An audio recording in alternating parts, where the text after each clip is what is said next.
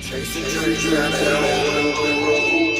If it ain't last day, all y'all know. Daddy told me gotta get it my all. Cause we're some blue-collar outlaws. We're living life at full speed, there's no pacing. Midwest lifestyle, Ohio grudge racing. Taking home the money wide open on that open road. It's full throttle since the baby bottle, baby. This is all I know. In overload, tires roll. Tell them I want all the run your car, knock him out with your money where your motor is. Heavy hitters, dream killers, kill shot, hold them still, told them chill. We on fire, like it's lit with rocket fuel. Stopping fool, blue collared outlaws you think you talking to. With an attitude all on the line and we ain't about to lose. Beat the brake pads off, knock your car off out the shoes. Line them out, chalk them up, underdogs on top again. Never say die, we from Columbus so we gotta win. Hard working, fast running outlaws and street racing. All your dreams is in my tail light, you keep chasing.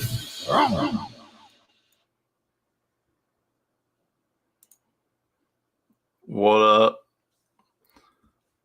How the hell are you gonna at 7:30 say I'm late? If you're in here at 7:30, I can't be late. It's that simple. What's up, everyone? How was your weekend? Hope everybody had a good weekend. Keith, what's up? On me? Matt. Oh, that's too loud. Let me turn that down. Ripping my face off. Talking. Say something else, Chris. Hi. Oh, that's better. I had my volume. I was jamming to Opie Taylor.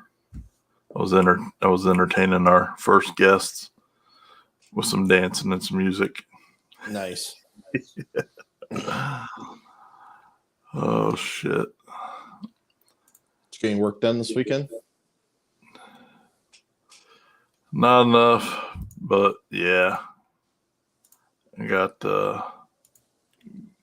some wiring done, and I got some worked out a lot, man. Mostly, to be honest.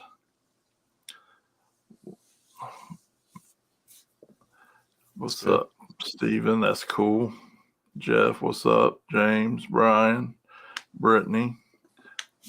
Brittany with the gangster hat now. Got her own little, Brittany got her own little gangster freaking Team Brittany hat. Team Schneider Racing hat. Down there killing everybody on the US 60. What's up, Caleb? How you doing, brother?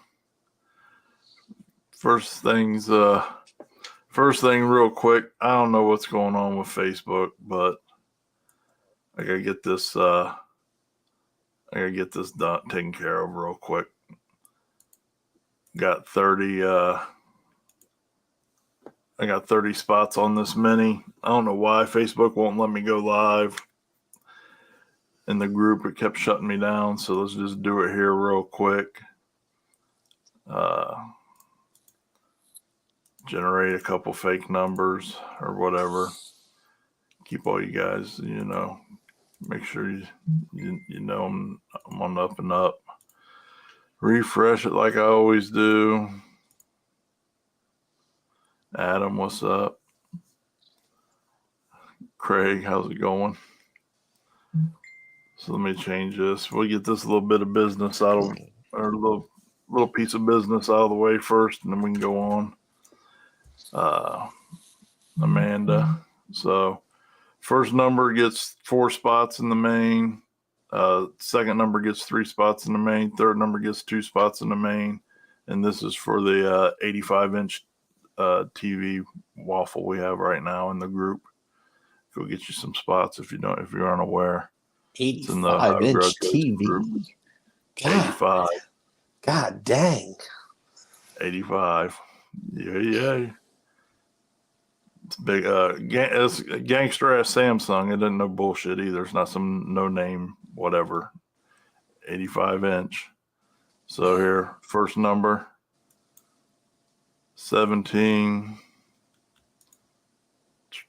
Jeff Thomas. Oh, are you kidding me? This guy. Dude, he's got 5 spots. There's 30 spots, and he bought 5. On this mini, the spots were only $10, so it's cheap. Next number, 25. And that is my man Chuck from On Tilt Racing. Congrats, buddy. Last spot, 26. It's a good number.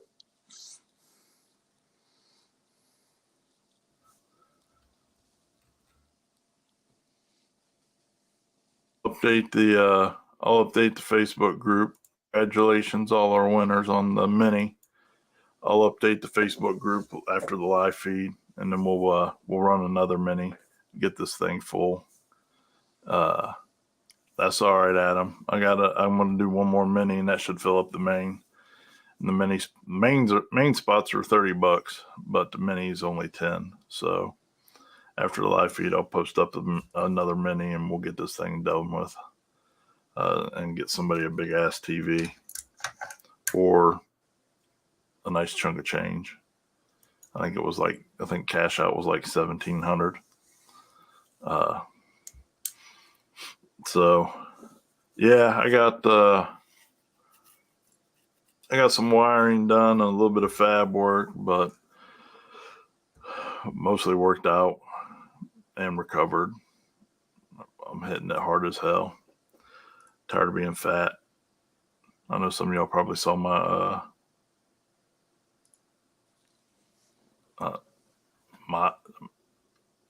anybody else's audio keeps skipping.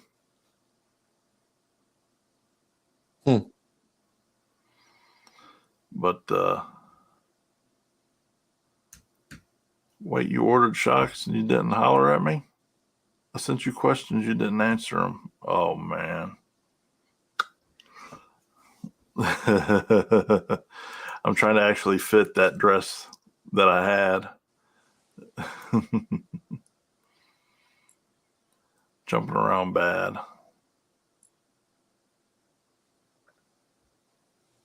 Yeah, the main is pinned in the group. No, Adam, you should have hollered at your boy. I would have got you taken care of. But we'll so yeah, that's all I've been doing, man. Busting ass on that. I've been gearing up for next year. Got a lot of changes happening around here. A lot of stuff I've been saying I want to do for the last like 2 years, and that I haven't implemented fully. I'm just making it all happen. It's just time. It's our time to shine. So,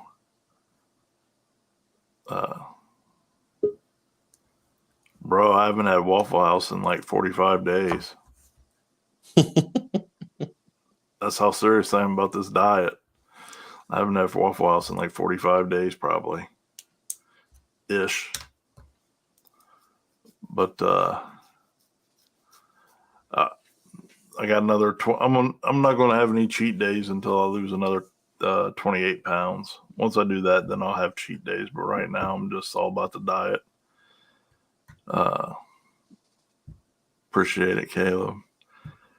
So tell you, working out, man. Whoo, running's the bane of my existence right now. You ever tried to run for a half hour straight at 300 pounds? It ain't fun. It ain't fun. Yeah, well, you got a better metabolism than I do, Jasper. If I looked like you, I'd be eating that Waffle House too. I'm on keto right now, but I'm really considering changing to carnivore for like the next 30 days, which carnivore is nothing but protein and meat, or protein. So meat, fish, poultry, and cheese. That's all you eat. And then, you're eating like 4 to 6 ounces of food per meal 3 times a day. So I think that's what I'm getting ready to change to for the next 30 days. 21. They got a 21-day plan and a 30-day plan. So I'm trying to figure out what I want to do and get it going. But see, here's the problem with that, bro. Is I learned how to do all 80s, and if I smoke weed, then I want to drink beer, and if I drink beer, then I want to drink liquor, and then I want to set the world on fire, fist fight everybody, and act a fool. Because I was taught how to drink alcohol and consume drugs in the age of anarchy in the 80s with Anthrax, Metallica. You know what I mean? Like, that's what we did. Was we got fucked up, and then we cranked death metal and speed metal and all that other shit, and then we went and created caused havoc on the world. And unfortunately, I don't know how to do all that stuff without doing it in that order: smoke weed, drink beer, drink liquor, go jail. So I can't do any of that. Sounds fun. Oof. My last time drinking or anything was like a 2-week bender, and it ended up with running from the police, being shot at by the police. Like, I think it was like 12 different fist fights in that period of time, and some other shit. I don't do it well, bro. Oh, where the hell did that go? I might have been. Hey, I was born in 75, man. What's up, Tim? Yeah, that's what I'm saying. Counterproductive right there. Get the munchies. No. But no, so I think I'm going to change over to carnivore here in the next week or so, maybe. And hopefully that does what everybody says it does.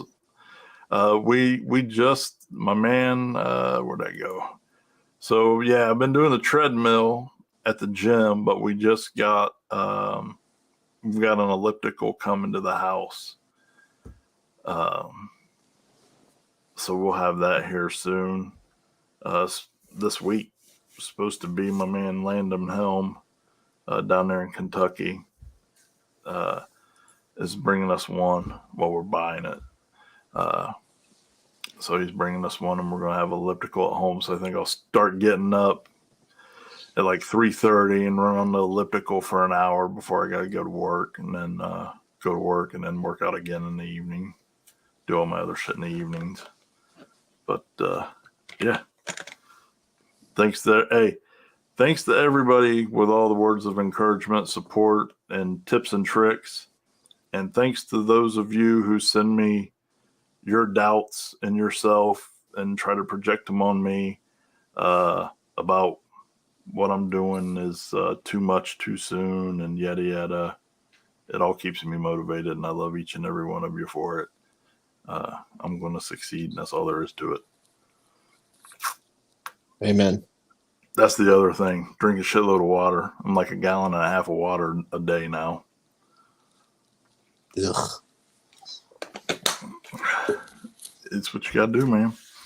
But we got to, moving on, we got to, going to be a good show. Got a lot of interesting characters. This one, for starters. This guy. What up, guys? What's going up? on, brother? Man, I would have cleaned up the background of my shit, man. Damn. You see my little studio? I see that. I was going to ask you about that. Yeah, that was my little studio when I fucking make stupid videos. I like them. They make me fucking. They're always good, man. Yeah.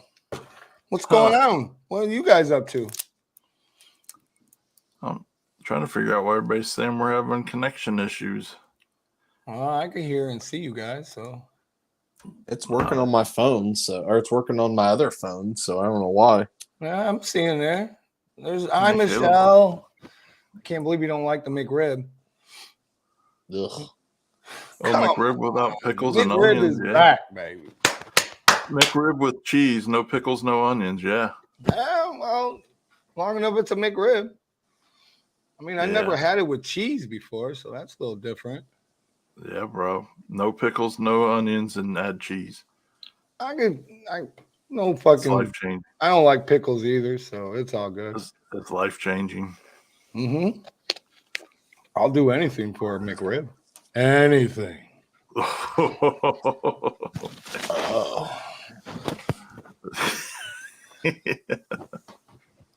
No No YouTube. YouTube here, What the only hell? Facebook. Let's see. Cheese does make everything better, Bill. I agree. Well, let me pull up YouTube and see what the fuck. So, yeah, let's see. Got 30 people watching on YouTube. Ain't there a way I can change my 32. background? So, yeah, it's clear for me. Got this I'll ugly keep an ass eye wood on it for a minute. paneling on my fucking shit. I love that shit, bro. It was here when I bought it, so I didn't put it on there. The only good news is it's 1/4 inch thick, so it's pretty thick for it. It's not that real thin shit. Hell yeah. So I got all kinds of holes in my walls and shit trying to hang up shit. You know, I said, I don't want it there, and pull it out. It's gonna look like Swiss cheese by the time I move out of this fucking place. That's all right. I know. That's next people's problems. That's right. So we got Bob. Bob's gonna hang out with us today, and bro, I did that diet for a while. That's how I got to 328. Listen, I was at No Prep Kings this past weekend, and that was probably the most food I've ate at a racetrack ever. Like, I didn't eat nothing until I ate dinner today. I couldn't eat anything. Friday, we had deep fried turkey. I mean, they put all kinds of food, salads, and right. And then after, I would say probably an hour and a half later, I had some fucking new Louisiana gumbo. Right? Oh man, I was tearing that shit up. And Was then, that vendors or was that no? These were racers? Families of the racers. Yeah, you always So got to it eat. was. Oof. Yeah, then, I heard you say that when you were like, "Oh man, the small events we don't ever get to eat." You just got listen. You don't get deep fried turkey or brisket or anything like that. You just I got haven't. I mean, I've been to a little one. You know, just I got to haven't know been who as to talk many as to. you guys have, but Well, that's all you ever got. got. Listen, that's all you ever got to do is just say, "Hey, man, we got to go find somebody's camp to rate." I'll tell you who usually has some of the best food is Team Meatball. Those guys are doing pig roasts and all kinds of shit. That's what I'm talking about. But I mean, bro. This past weekend, even all the No Prep Kings I've been in the past, never ate that much food like that before. Never had. Yeah. I mean, after they did a deep fried, I mean, how often do you deep fry a turkey at a track? I can't say I've ever heard of that at a track, but I do. Deep fried turkey is good as hell. Oh yeah, that motherfucker was fire. I can't wait for Thanksgiving so I can fry me up one. Mm-hmm. Yeah, Even though I heard there's a shortage of turkeys. Apparently, they're not having enough sex. I don't know. Shit, not in my life. There's plenty of turkeys in my life. True that. True that. Oh, really? Speaking of, there's one right there. There's another. Just keep talking. I could probably bring up a whole bunch of you motherfuckers. Ooh. Yeah.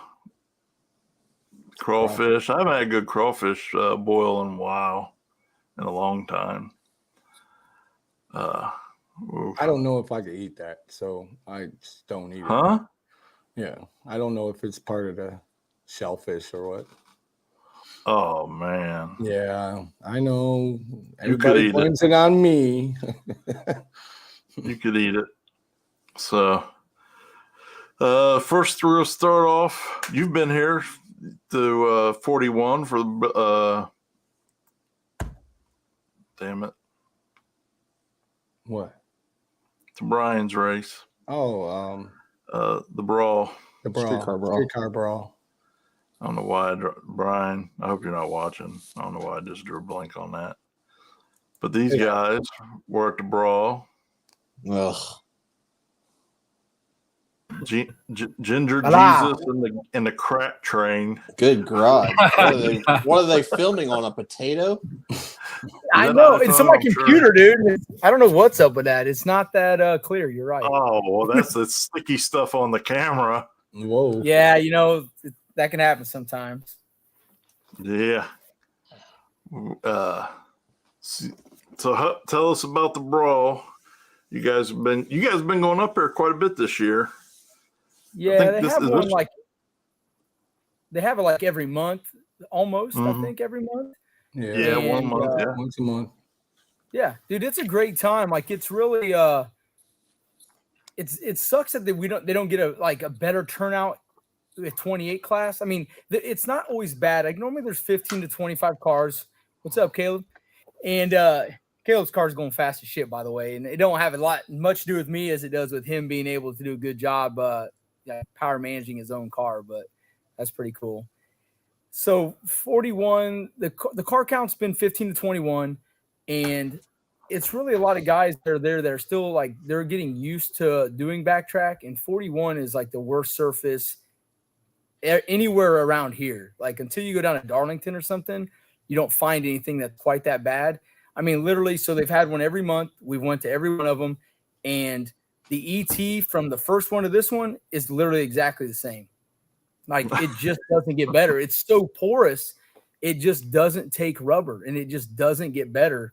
And they test between rounds, so there's like, you can't just always go up there and say, well, last round it went this fast, I'll turn it up the next round a little bit, because it will just change. Like, the groove moves, what little bit of groove there is, it'll move on you. But the spectators and like the fans and the crowd there is really big. Like, it's an awesome turnout there.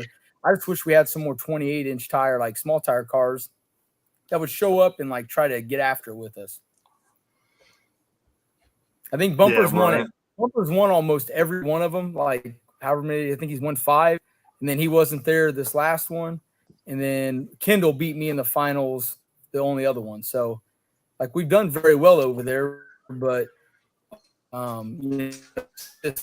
we aren't quite level like it is at some of the other backpacks. But it's a great place to go test, because if you go there and you get hurt, like, you can go down anywhere. That's as bad as it gets. Hell yeah. It's a long way from Ohio, though. It sucks. It's like, from Fort Wayne, it's 2 hours, 45 minutes. Yeah. So for all you guys, it's I think it's like 5 hours for me. It's 30 minutes for me. It's pretty so easy drive. So I'm telling you, because like, you can test. One thing they do, which is unorthodox for most backtrack stuff, is you test all day. Like, from 11, they open the track up normally like 10, and they test from 11 to 5, which normally isn't the case. It's normally an off the trailer kind of situation at a lot of backtrack races. But I mean, like I told you, it just flat doesn't matter how much. It's only so good. But you can spend a lot of time there getting data and really getting better as a backtrack racer by coming there and doing some testing. So the next 10 was flying. Dude, they were old Ginger Jesus over here. He's thrown me an ass whooping the last 2 races. It's getting old. Man, it's about time. he owed me a few. I mean, trucks come a long way this season. Not that it's been a slouch, for sure. But from spring to now, the thing has come a long way, man. Yeah, we've all got it. What kind of changes have you guys been making to make that thing happen? What was that again, Josh? So what kind of changes have you guys made from spring? I think first time I saw it was your first race in spring this year. And it did good, but man, it's a lot better now. So what kind of things have you guys done over the season to get that thing faster and more consistent? We've changed bar angles a couple of times, tried to get that all dialed in, swapped out shocks, get those a little more dialed in than just a bunch of tuning. So his truck, so for just like an intro, because a lot of people probably don't know Dylan real well. So Dylan's dad, Mick, he was on the Horsepower Wars team with us. He's got the flat top. He's a really great dude. Like, he's an OG around our area as far as building fast cars and doing like work out of his garage in general for like 40 years. He's built engines out of his garage, built cars out of his garage at like a very, very high level. So Dylan comes from some like good pedigree, and he has his own fab shop. And what's vote again? Vote against performance and fab.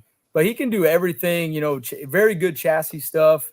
Dylan's really a badass. So like when we got back, I guess Mick and him loved the Gap Train so much they wanted to build an S10, but kind of the exact opposite of Gap Train, because it is really nice. Like they can't do anything. Doesn't look like a show car. So everything's powder coated, everything's painted or fancy. But the craftsmanship though is top notch. But his truck is kind of like a bastard deal. His turbos are in the back, kind of like Gap Train's is, but he's got twin 7275 force performance, and it's just a little 5.3. So it has some like challenges on getting those things to light. And then when you race backtrack, we can't always leave on it. Normally, we can't leave on a lot of RPM necessarily, but you still have to be able to control that boost as it comes in. And when you have something that maybe has a lazy turbo combination, you leave on low RPM, and then as soon as that RPM gets up there, the boost just comes in, and it's very easy to strike the tire hard, like 80 or 100 feet out. So a lot of the first part of the year was figuring out how to get his truck, like what was the limits of it. So Jesus.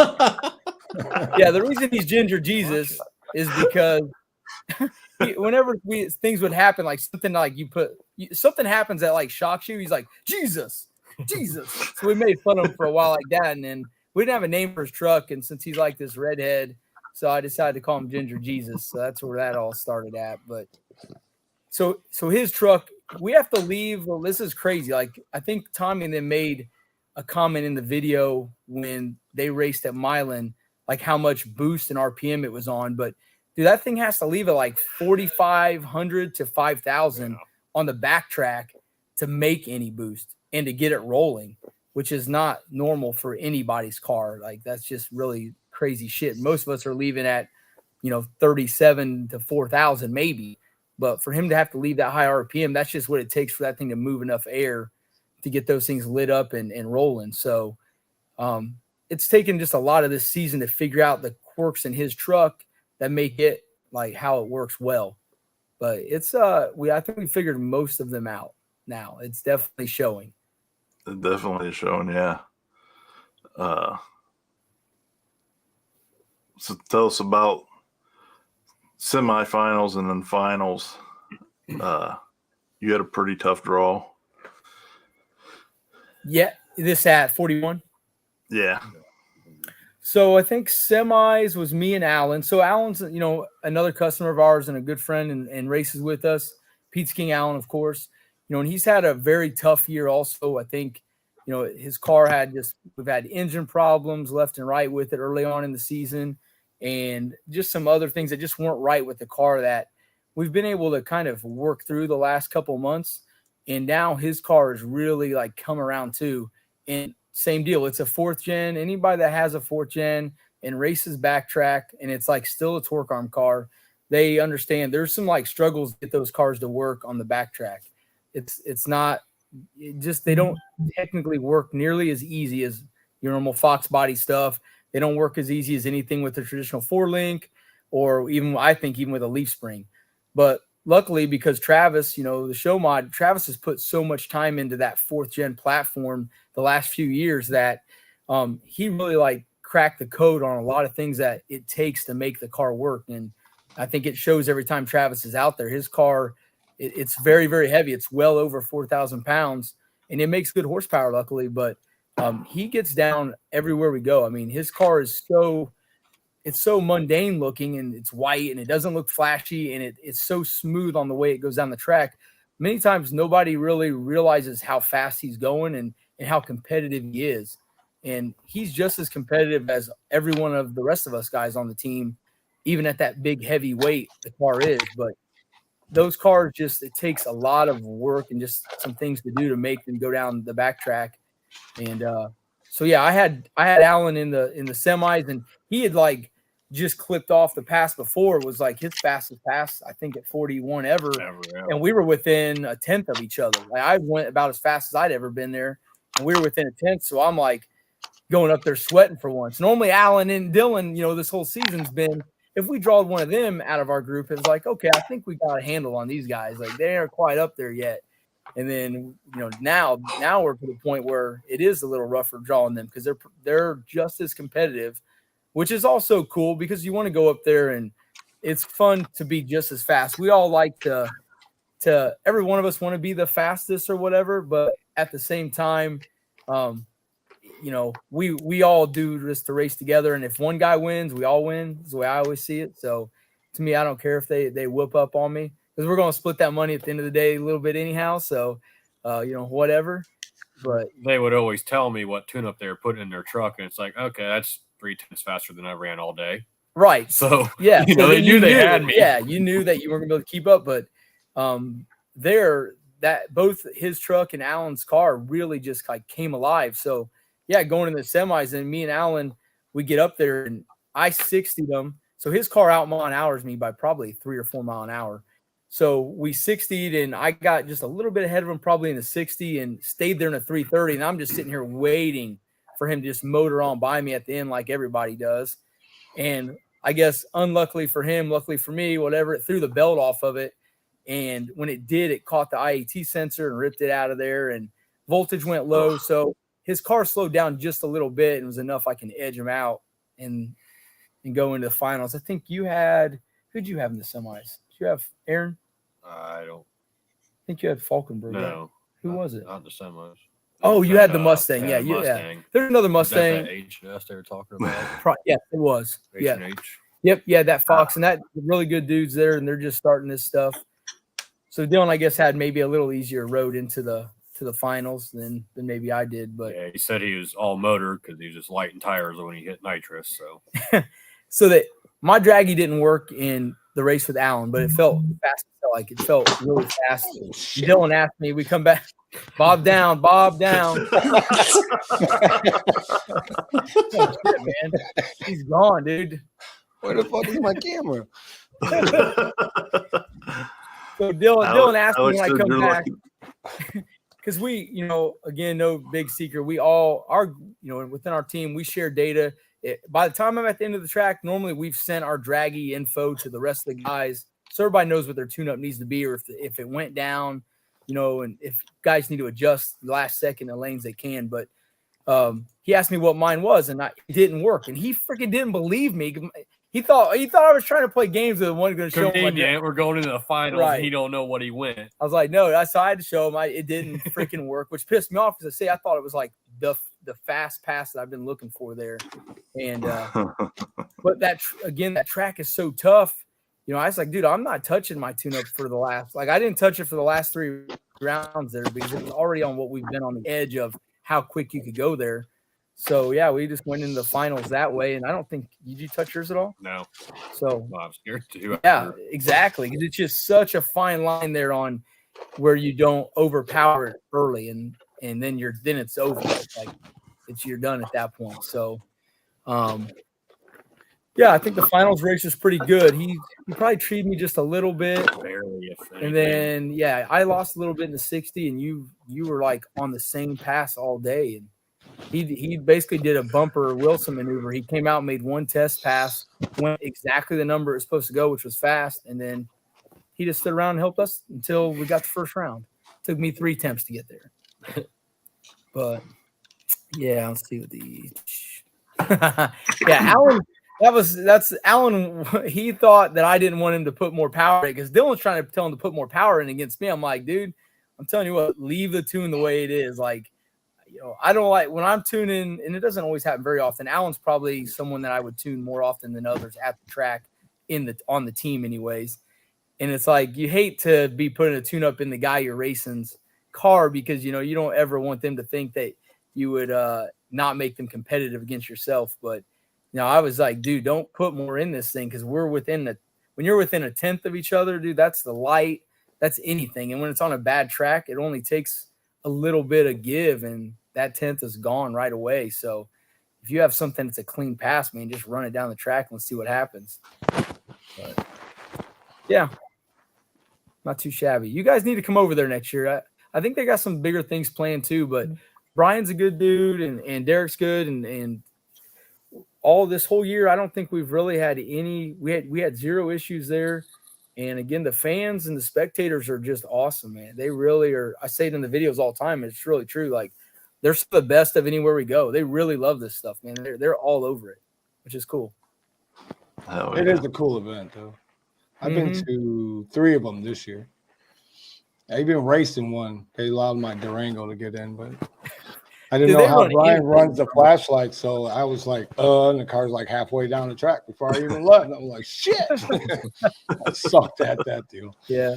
Well, and then so after our final, I raced Ethan. So I told Ethan we raced second round.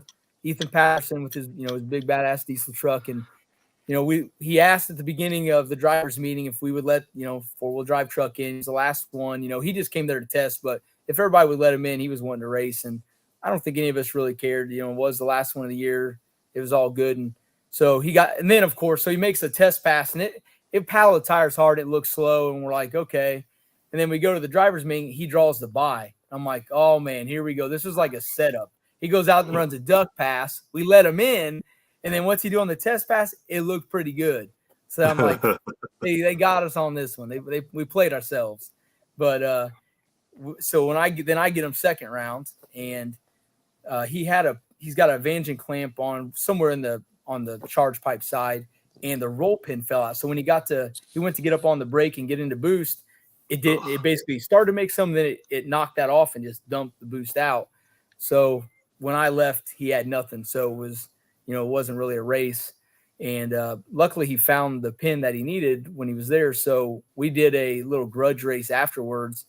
And again, going into that, there's like, I told Ethan, I lose either way. If I beat him, now every one of these all-wheel drive guys are going to be bitching that I told you we're not that fast and you guys can beat us and blah, blah, blah. And if I win, that times if I win. If I lose, I lose against his truck. So it's like, I couldn't win regardless, but Ethan's a great dude. And we just kind of wanted to line him up to see what happened. And luckily I was able to kind of stay in front of him on that deal.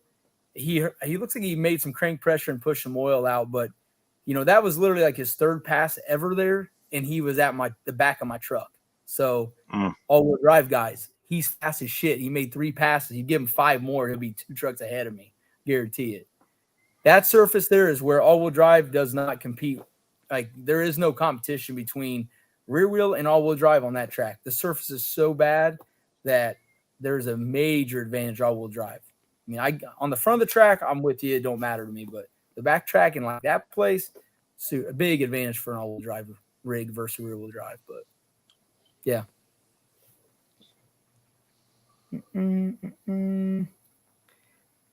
BTK. The BTK killer? Who's that? I put that in there myself. He's probably talking about Billy. SRC. Yeah, I'm sure. Dude, no, Billy and I have talked about racing a bunch of times. It just hasn't been able to happen yet. For whatever. It just hasn't worked out. He's had a pretty rough year with his truck. So, and I think we've been very disciplined this year in a way that, we stayed very much on the backside a lot. And just because that's where we fit in well at, and we've just been focused on that. So I think they've stayed mostly on a lot of front side stuff where they do very, very well. So I guess we just haven't necessarily crossed paths a bunch either with them. But it will be a good race at some point. Maybe we'll see them. I don't know if they'll do dig or die or any of that, but Crossville's this weekend. I don't think they're going to Crossville, but that'll be a pretty good one again. You guys going to Crossville? Yeah, we'll be there. Who else going? Me, old Ginger Jesus here. Bumper's going. Alan's going. So we're a couple cars down. Travis's motor got hurt a couple weeks ago, so he's out for the rest of the year. Is that all? Who else is out? Is that it? Yep. Yeah, I guess that's about it. So we're down 1. But we still got 4 killers right now. And it's cool because literally all 4 cars, man, are within nothing. They're basically can run the same times as each other. So it's kind of a unique situation for us to be able to have all 4 cars at a very high level with each other. It's cool. Hell yeah. Yeah. Just to back up a minute, man, we were talking about that last week. Just the front side this year versus the back side. I mean, these guys going to front side, no prep, have jumped almost fucking half a second. I mean, it's crazy. Even backside has gotten fast as a lot of these tracks have ran more events there and it came around. 42 got very fast again this year. Milan has gotten very quick as the years went on. Muncie has, our home track has gotten faster as the years went on. I mean, I know everybody's figuring a little bit of stuff out too, but the 60-foot is just getting good enough that you can go a little bit faster. So then, you get on something that is a true front side. Woo-wee. Yeah, I don't make nearly enough horsepower to keep up with them dudes. No, that's the thing. I mean, these guys are. I won't say what they're running, but they're flying. Yeah, some of these guys are really flying, and it ain't just 2 or 3 guys anymore. No, on the front side stuff. I mean, nope. Sherm's done a great job there this year. I mean, he's killed it. But a ton of horsepower. It's a big block with big twins. I mean, that thing makes a shit ton of power. Boost 12. Joey's got big power. Hate Tank, obviously, all those guys, they're badass cars to watch. My son gets pissed off at me all the time because we end up going to a backtrack race and we don't go to one of those. And he wants to see all those guys race. I'm like, dude, I'm sorry, man. Like, I wish we could keep up with them and do that, but we have to go do what we do right now. And at some point, maybe we can play on the front side. It just, right now, we just can't. I can't keep up there. And Sean could get closer to keeping up. I think if we had Dylan's truck figured out a little more, it can horsepower enough to do some stuff a little bit. We could go rounds. Travis makes enough horsepower to go rounds, but we don't have what it takes to go to the end. But if there was nothing else going on, we're very fortunate we can backtrack race about every weekend if we want. So if there wasn't one of those options, we'd probably go front side to just goof off. Like, we don't care about getting our butts kicked. We've done that forever. So yeah, no, it's definitely made me narrow my focus on what I want to do. I'm gonna be on the streets in the back of the track next year because that's where I can afford to play. Yeah, I mean, it's cool that there's at least a niche for everybody to fit in somewhere, Yep. Yeah. King. Absolutely. Where the fuck has Ryan Weiss been the last 2 years? Where you been, dude? That guy's been in hiding forever. I've been waiting for him to come back out. I don't even know. You're right. I haven't seen him in a long time. He just dropped off. He had a killer, and then he freaking got rid of it. And I heard maybe he's building something else, but I don't know about this guy. I think maybe he's scared. Ohio people, man. Watch your whore mouth now. I know. We tried to talk Chris into moving to Indiana when he was at the last banger, but he wasn't having it. We tempted him with Pizza King and everything, man. He just wasn't having it. I lived there once. No, pass. When he was in 4th grade and he got into a fight the last day of school. We heard that story. Yes. I'm banned permanently. Yep. We got banned from Indiana in the 4th grade, man. What's up, John? So, you guys are ready for Crossville? It's going to be a banger. Well, yeah, I don't know if we're ready yet, but hopefully by the end of the week, we got some work to do to Alan's car. When Alan got back and looked in the trailer this morning, the shock had ripped itself out of the top mount, so that was a good find. So Dylan's going to fix that up this week. Some free shit. I need the cauliflower crust. Yeah. So I don't know if you got anything. Well, yeah, so Ginger Jesus over here, he's very competitive, just like his dad.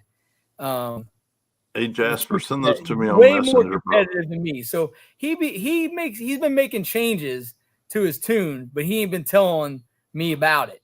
He's been cranking the power up, but he ain't been telling me he was cranking it up. So he drove himself past the values on the map in fuel and spark table in boost, and it pushed some water and whatnot. So he's got some new head gaskets going on, and we're going to remap it, change the scaling on his map a little bit to dial him back in. But he was feeling awful confident about it and just started cranking up boost to kick our ass.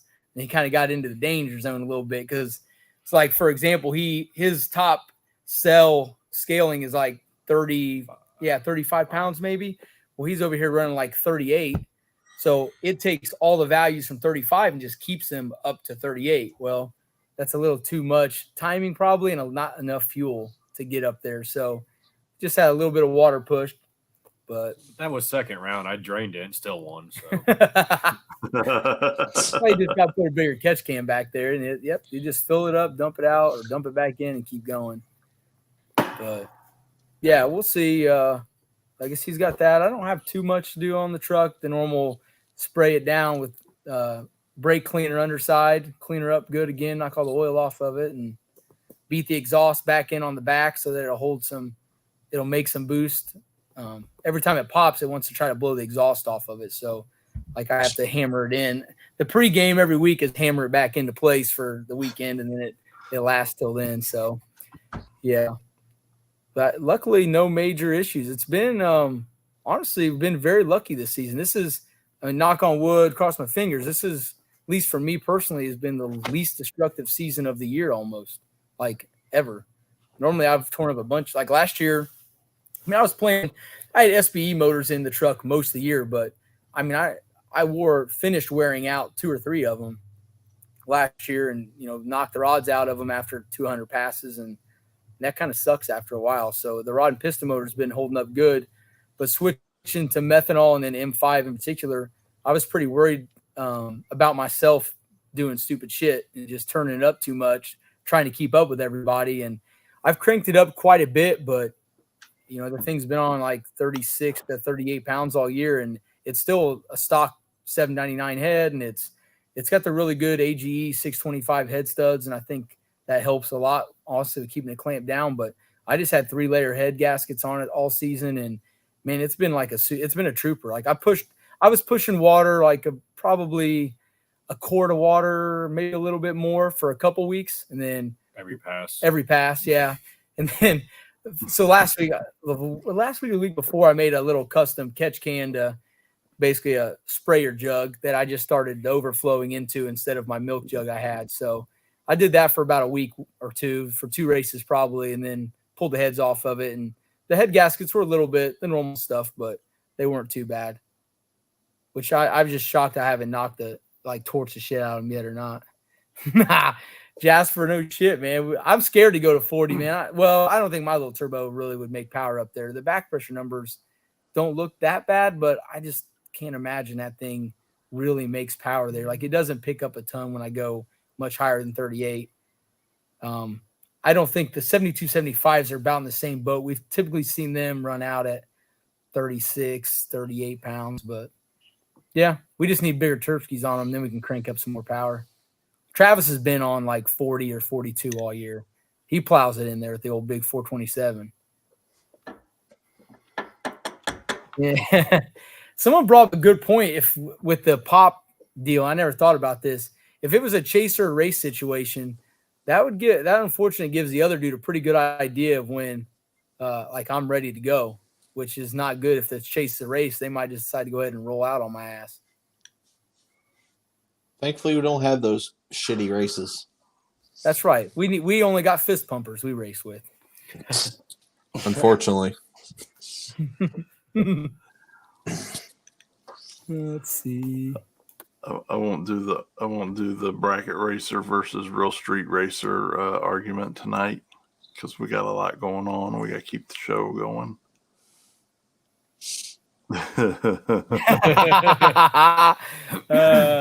It can occasionally. It gets a little low on fuel. I just run.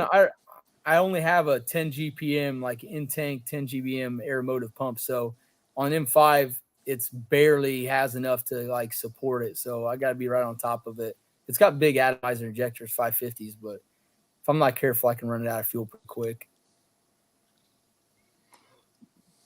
Yeah, it definitely is. And it's inconsistent. Like anytime you think you got that thing timed, when I'm standing behind it filming, nah, That that big pop comes at just random times.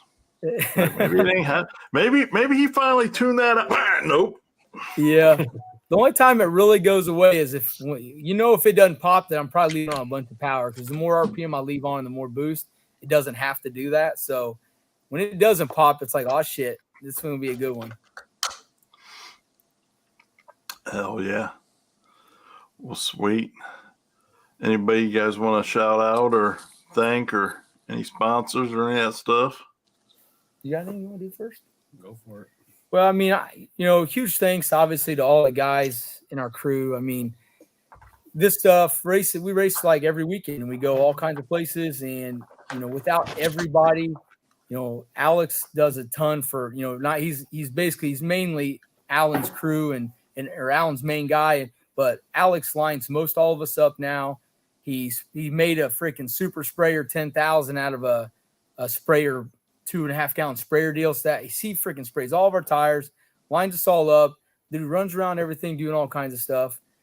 Zach is not only does he normally film in for me for the video stuff, but then he's helping line up, and those guys take it very serious. So, that's what's really cool. They don't have a car right now, or Zach normally doesn't race his trucks. He doesn't fit in a class, but to those guys, like, they like the role they have on the team, which is just as important as me driving or one of us tuning our own cars.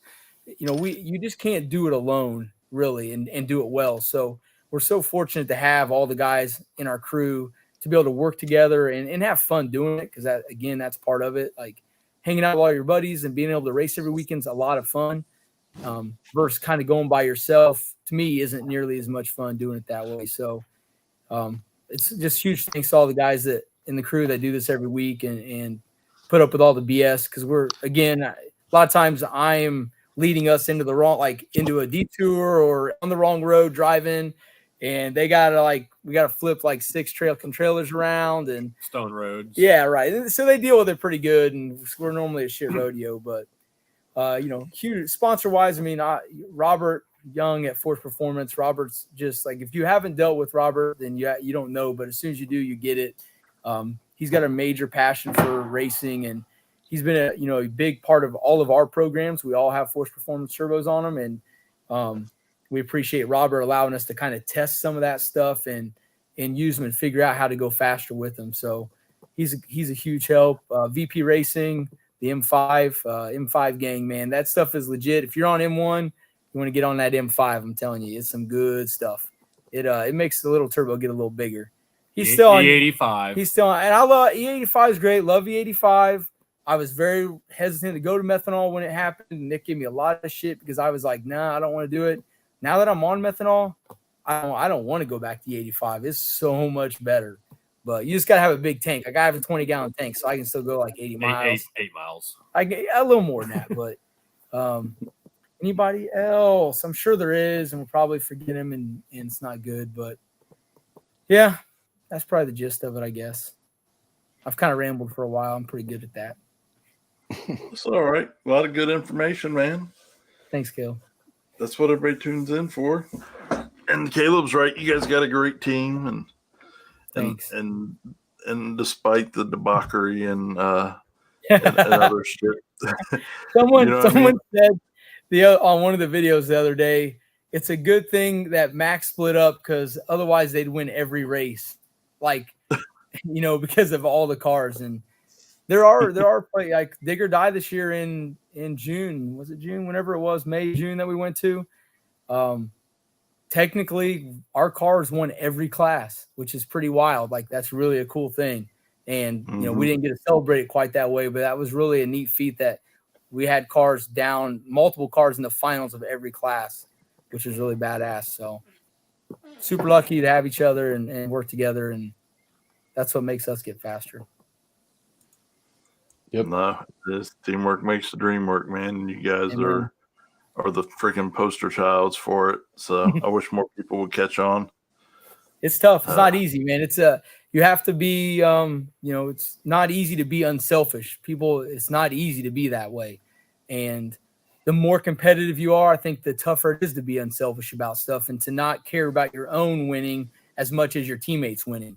And I think for us, it really a big deal is I want Dylan to win at more than I want to win, honestly, because we like to see the other guys, especially the guys that have either struggled this year or they're just getting better. It's good to give them a win because, sometimes it's just your night and, it can't be everybody, the same guy's night every time. I mean, Bumper gets pretty close to that, but, it's always somebody's got a chance to be their night, and it's good to spread that around a little bit, and it just makes morale better. It keeps everybody on their toes and pumped up, and that's a good thing. Well, the good thing is when you guys are committed to each other and you guys love each other the way you do, you're always winning no matter who the individual is that's winning. Everybody's always winning. For and that's sure. more important. When I feel like every time, because I don't normally win ever. So I'm used to being a loser in that sense, and I guess I'm okay with it. But whenever we win, I feel like I won. So to me, I never feel like I can lose first round. And if one of our guys goes more rounds or they win, to me, that was like a win. To me, it feels no less of a win because we all do so much to help each other. It takes all of us. And so I feel like if he wins, I won. No big deal. Like I feel just as successful at the end of the day if any of the guys win as much as if I won. So, yeah. Good stuff. You're awesome. You guys are awesome for that. Thanks, Jasper. Well, luckily, there's not too many people that have done it like us, so we don't have to have that much competition. If there were a bunch of teams that were like that, it'd be rough. Yeah. Man. Yeah, I'm gonna try to bring it back, man. We tried a couple of years ago and it didn't work out, but when the Blazers out, I'm trying it again because it works. You got to do it. There's no ifs, ands, or buts. You have to do it. Yeah, and it has to be real commitment. I mean, there's a difference in throwing, trying to just throw 4 or 5 guys together and saying we're going to work together versus 4 or 5 guys that are truly friends and truly care about each other and like to work together. Like, there's a big difference in those situations. You can get, 4 or 5 guys to work short term together for a little while, but then at some point when there comes that crossroad, if they have to decide, do I make a decision that's better for me and screws my teammate? That's when you find out they ain't quite team enough and it kind of doesn't work. Yeah. Thanks, Robert. We'll see you down there in Crossville, dude. We're looking forward to it. Yeah. And worst case scenario, I'll just buy a Max sticker and just pit with you guys. Get you one, bud. I mean, it's not like you don't. It's not like you would know who is and who isn't with the team. You got so many fucking cars on it. Where'd that one come from? Like, fuck, you got a sticker. We got to, We got to be in. You got to be in. So we got. Thanks, Derek. Derek says the best out there. Oh man, Caleb said he put something together for us. Indiana guys are all standout guys. Yeah. See, Dude, I think I can get along with Caleb, and we can work together pretty well. He's good, man. He'd be a good guy to have on a team. I'm telling you. I mean, his car is fast. That thing is not even getting started yet. And I equate it to, he's got TJ's power in a car that's over 1,000 pounds less. Whoa, that some bitch can go fast. And he did really good last weekend on. I think someone else had commented the same thing. He was on a few different type of surfaces last weekend and did very well on all of them. That's really difficult to do with the same car. You have to work your ass off to take a car to go front side to back side to all that. I mean, a lot of people may not understand how much work it takes to swap a car over from a front side to no prep to a prep or back side to a front side. It ain't the same car when you go to both places. Right. Who has the fastest Dude, hey, you know what though? I asked my son because he's up there betting. I said, Man, I hope, because when I was rolling up there, I already knew Dylan was the exact same speed as me, or he was a little faster than me that night with one slip for sure. And all these people are pointing to my side, and I'm like, man, these guys are going to lose a lot of money. They're going to hate me now because they all think I can win. Dylan's going to beat my ass, but I guess nobody would take Dylan. So none of them lost their money, luckily, but thankfully, I'm glad about that. Well, we appreciate you guys coming on. Congratulations on the win. Thanks for having us. Thank you. I didn't Good let luck Ginger this Cheese weekend. talk much. Well, he said he's like, I don't talk much, but I'll get Adam on. He'll take care of everything. I was like, all right, it's a good idea. Yeah, it never fails. That's all right, brother. All right. Well, hopefully we'll see Everybody, some of you guys down in Crossville. Yep. Had safe travels. High and five, good luck. dude. Kick ass. Hello, guys. Thanks, Bob. Good job on the live feeds too, Bob. Appreciate it, man. We watch them all the time, dude. Appreciate it, bud. Bob, were you even awake? He's Either froze. Bob or Chris, were they even awake that whole segment? Yeah, I was awake. I mean, I I'm dropped tired. my camera. All right, guys. Thanks for coming on, and we'll talk to you soon. And now we got to move on to the next guys. All right, guys. Have a see good you. one. Yeah. Thanks. Thank you. Yeah. I went to bed at 5:30 this morning, so that's why I'm tired. I went to bed at 11:30 and got up at 3. Ugh. I had a Workout. rough weekend, so that's why Working Plus, out I has tried to given me smoke unreal about fucking a pound energy. of weed this weekend, so my body's still high. It's still high. Mm-hmm. Is it? There was a lot of safety meetings at the track this past weekend. So, But listen, I guarantee you didn't have any safety meetings like this. Oh, wrong way. no, Look how sad he is. They filled the whole trailer up. is that Jasper? Yeah. Look how I need to sad smoke Bob with is. Jasper. Bob's like, why wasn't I in Michigan this weekend? Hey, I need to smoke with Jasper. I mean, when we were at War in the Woods, and I was hanging out with Limpy, and there was a lot going on, and then I was like, dude, I gotta go set up my equipment yet. Oh yeah. That Dude, looks like a good time right there. I think he's got a 26-foot trailer, but that thing's like 1.5 times high. It's not quite as high as a stacker. And that whole thing was plumb full. They were on live feed. You couldn't even see the damn thing. You couldn't even see in there. Yeah.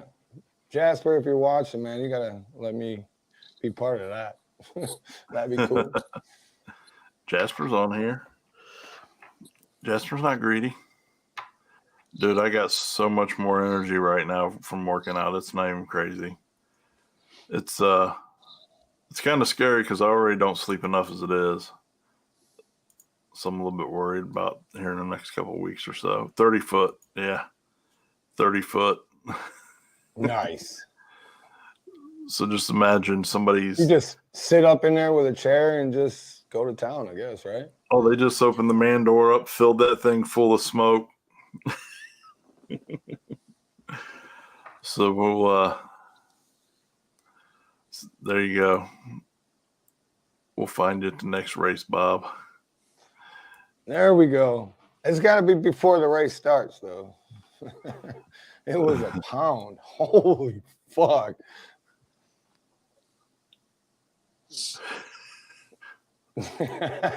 They don't even know. Huh? Are you kidding me right now? They don't know they're still on.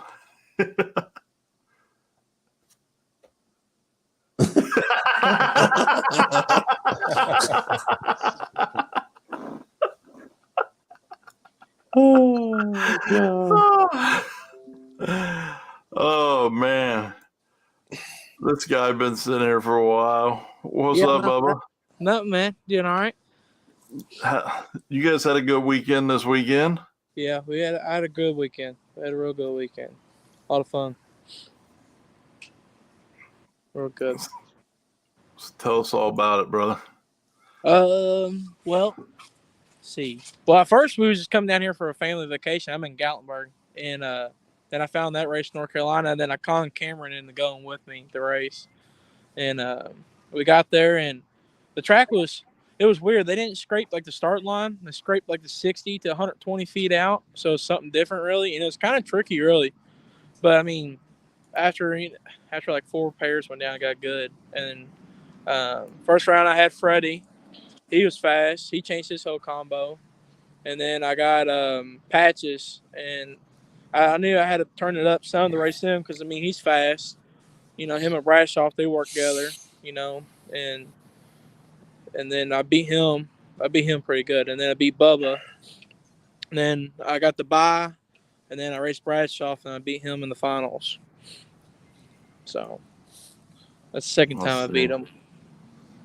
I got that. Which one? Well, here was you versus Bradshaw in the finals here. Let's pull that up.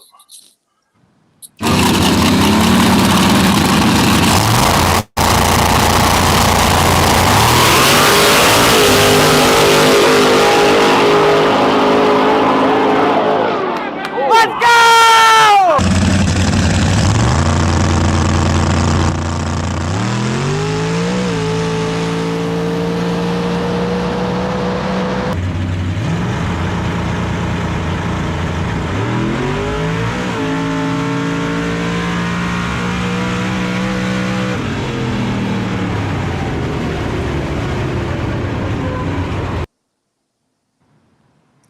That was by a good little click, man.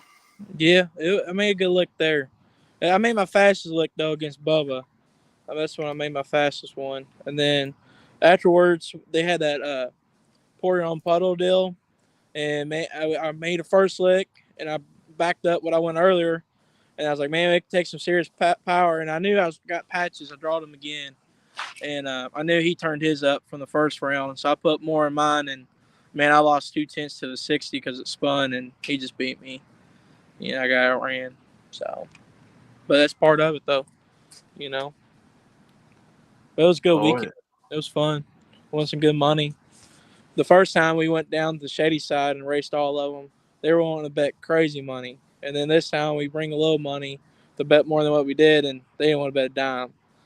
I mean, we couldn't get a $20 bet. You know, we couldn't get a $20 bet. They know who you are now. Yeah. Yep. Adam said Team Meatball are good guys. They are too, man. They're good people. Good people. I can't wait to hang with them this weekend. Jasper said nitrous guys get all the chicks. That's why he started driving the Nova.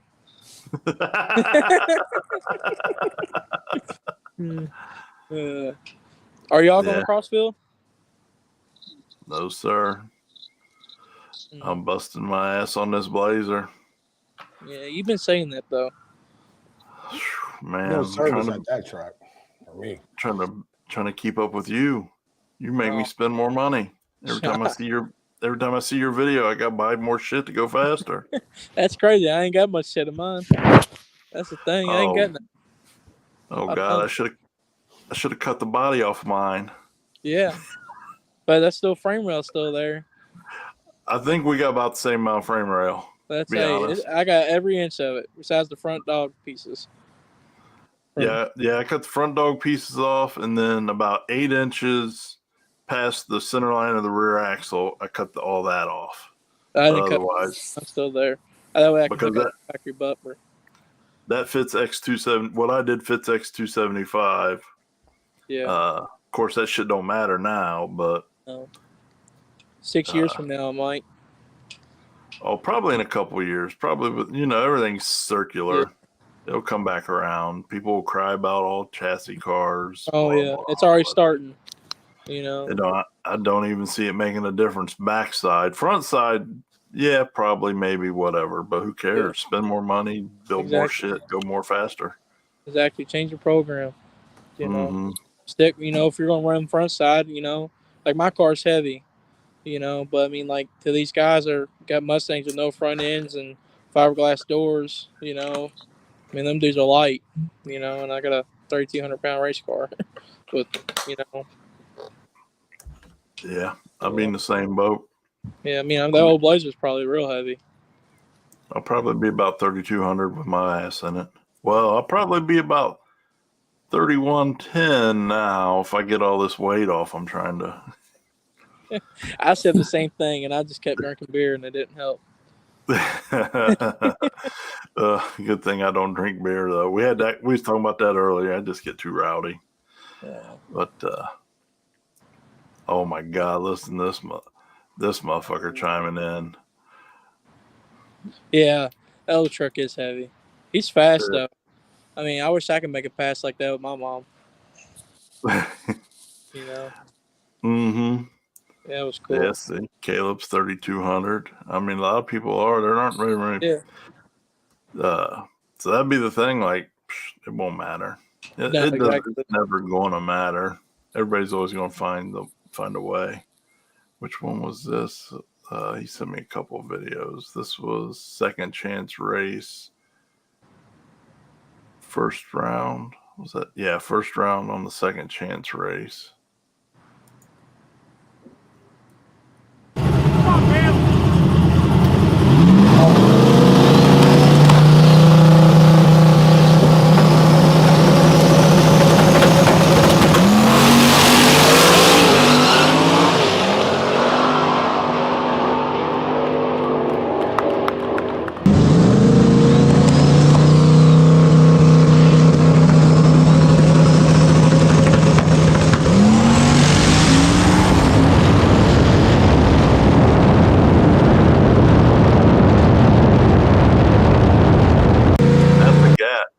That was a gap and a half. All right, let me tell you something about that race. The dude in the S10, okay, when he bumped, his truck turned off. So he was restarting it while Cameron was about to bump in, and he built hit boost in time before the light dropped. He's back up on boost. He started. You could hear it, the starter going against the flywheel because the motor was still rolling because it just died, you know. And then he started it, and then he left. It was nuts. Like, it was crazy because you hear, and then it just wow, you know, it took off. You know? Yeah, I like that spirit in a guy. Oh you yeah, know? It was crazy. Oh, the truth is out. Sherm Baker's only 2,800 pounds. JJ, who boss your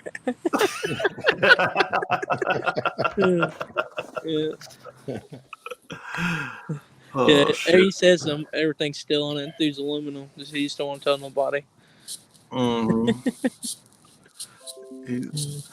Y'all going anywhere this weekend? I'm be at home in the garage all weekend, Bubba. No, I'm talking about last weekend. Like this past weekend. Nope, I was home in the garage all weekend. I understand that. Gym. At the home and in the gym. I was really trying to get this thing together, bro. That's damn it, man. I'm just tired of being on the sidelines, you know. I understand that. And then you got to test everything. Yeah, I think I'm gonna take some time off over Christmas break and head down south for a couple weeks and sneak around and do some testing back some of them streets. All right, I'll see you down there. Oh, you guys are always welcome. Shit, you know, you guys bring the good food. Yeah, I'll bring my cook with me. I'll bring Chris. The man. No, I don't need. I'm trying to lose weight. Like, see, you trying to reverse hustle me and get me. But you're the one who brought it up. Slow back down. You know. You trying to fat me up so I'm slower. I'm trying to skinny up so I can be quicker. Just hit the up arrow. He'll go faster. Hey, stock block would take 43 pounds of boost. We found that out. How many times? A couple. Yeah. You know. Yeah, we did it a couple times. But so you're on vacation and you're going straight over to Crossville? Actually, we're leaving here Wednesday and then going home for a couple of days, and we're gonna make some couple of changes because want to try something different for the backside there that we ain't tried and see how it works, and hopefully it does. So, because I know Friday we're going to go down there, and I think Dad don't want me to, but I want to run the front side deal they're going to have that night, and then I'll swap everything back over for go back for the backside. I mean, there's going to be some fast dudes there, you know. If I can make it down to a couple rounds from the finals, I'd be happy. I mean, them dudes are fast. It's not that fast. No, it's not. But man, they make it look fast. You know, It's not. that's what I hear. I know what That's the those. thing, I know though. what those guys ran when I was down there. What was that? 2 months ago? Yeah, like 2 months ago. I have an idea. I know what those guys ran in the semis and finals. Yeah, it's not that fast. Yeah. See, but then like that's everything else though. Everybody says, "Oh, I went this there." Like, no, you didn't. You didn't go that fast. Right. No. And it's like, well, and then you sit there and think, like, did they go that fast? Maybe they did. You know. So I mean, it is. I mean, you just got to race your race, know your program. You know. Because we're trying to get Doc back together. I know they're at home working on it right now. So. What happened to Doc? Well, when we was at Battle of the Asphalt, or was it Battle of the Berg, whatever one it was, it hurt a cylinder in it, and then they took it out and they got a new motor, and then the motor that got sent to them was wrong, and then they sent it back, and then next they got another one. So they're trying to put it all back together for the weekend and have at least tune and test it. So I think it lifted the ringland or something. Damn it. That sucks. I know he's been busting ass all year, too. Yeah. Yeah. See, I think if he don't get his, I think it's just me going down there because Kim, he ain't going. Hunter, he's done for the year. And Zach, you know, he blew his shit up, so. Yeah. Go. He's in a rebuild process.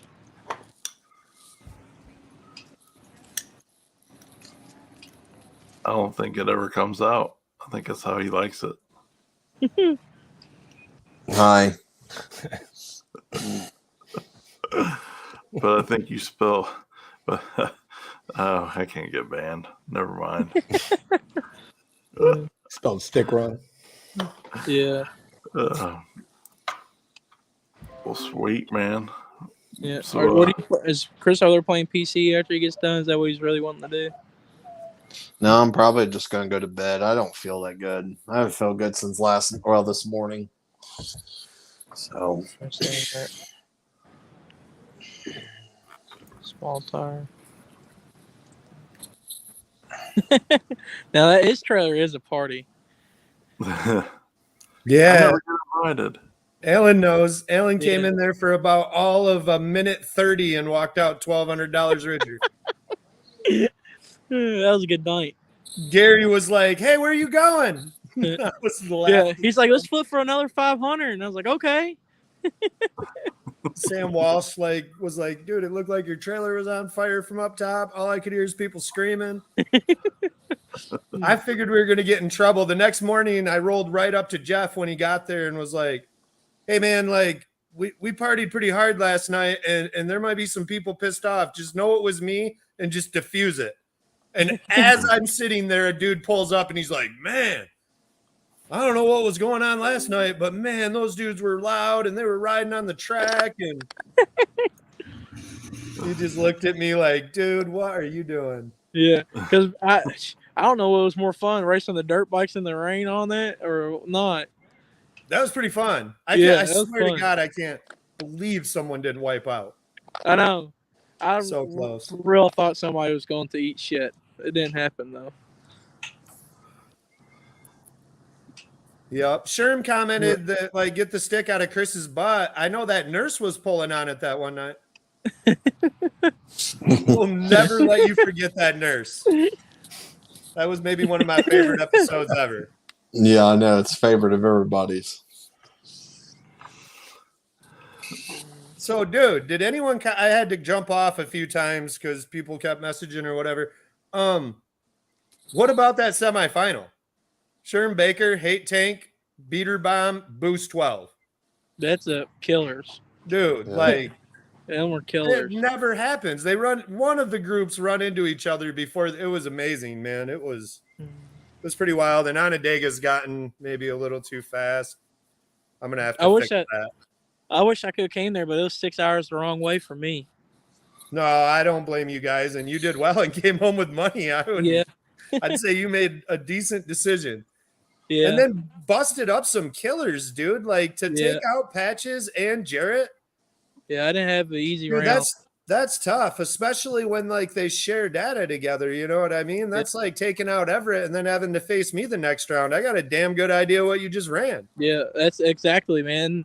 And that's why I was trying to stay ahead of it and try to see if I can go a little bit faster. And actually, I went slower trying to go faster, and it just didn't. I mean, luckily I came out, and I mean, that pass there. The first time I ever ran Brashoff, he was ahead of me at the 330, and I drove around him.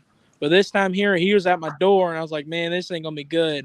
And then I just started pulling away from him. I was like, man, it's crazy. It's crazy how much my car mile and hours for a nitrous car against them. Because, I mean, I've drove around a few turbos, you know, and away from them, and they're supposed to be catching me. Yeah, I've watched Kendall, Jeff Thomas, and you do that. Also, what's his name when we were in Oklahoma, Josh, with that truck? I'm friends with him. I can't think of his name. I can never Buckmaster, remember. Kyle Buckmaster. Yeah. That dude will mile an hour out the back, too, on some night. I don't know how they do it. Yeah, You guys are crazy. Like I said, you shoot 4-foot flames and come back down the spraying your nos as you come back after winning. Dude, there ain't a dry panty in the house. Every chick there is just like, damn, who is that? Man, I remember. Like, I gotta try to make up for it with like a flashy suit and shit because I do nothing other than like spray meth at people. Yeah. And then they over there can't see you because they're crying. Yeah, it doesn't work, man. Like nitrous is where it's at. Yeah. And everyone asks me like, "Why do you bang it so many times on the start line?" Just because I feel like it, you know. Just make sure everybody knows I'm there. I'm just having fun. I get carried away. When I drove the Nova, man, it was like I finally realized like why everyone's always revving in the pits and like I was like, dude, this is cool. I remember when I had loud cars. This is awesome. Yeah. Like my shit sounds like a muffled up Honda Scat Pack or some shit when it's idle in there. It's embarrassing. Like when people come over that don't know cars. And they're like looking at tubes everywhere and a turbo that's half the size of the motor. Like when you go to fire it up, they're expecting something. And then they're like, damn, that fucking old rusty Dodge Ram I pulled in with is louder than this bitch. Yeah, it's got a can that hits harder than her stepmom.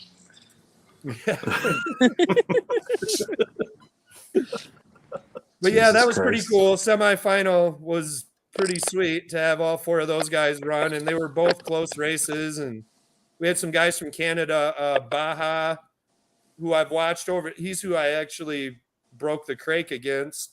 They're from Canada. He's gotten real good and real fast, really quick. That was pretty impressive. And then Waji, I don't know if you guys know Waji or whatever, but he's been a badass forever. And he bought Jake Blaine's old chassis and put it back to small tires like it should be. And they're flying. It was a bummer for him. His wheel, something happened with his wheel and spindle, so he had to get another one and didn't make it in time. So he had to jump in the buyback, but he monstered right through that. And then Sherm kept popping tubes all day. And then in the semifinals, his tire, what was happening is he'd pop the tube and it would lose too much air, so it'd pull. So like when you see in this, if anyone watches the video, in the semifinal, he pulls towards the center line like really hard, and he did everything he could to keep it and try to make a race of it. But that's because that tire just kept losing air, like probably 3 pounds less on the left side than when he took off. So he ended up putting radials on it and probably did the most badass thing I've ever seen in my life. He put his 75-year-old mother in there and then told me he turned it down and made his best pass of the day.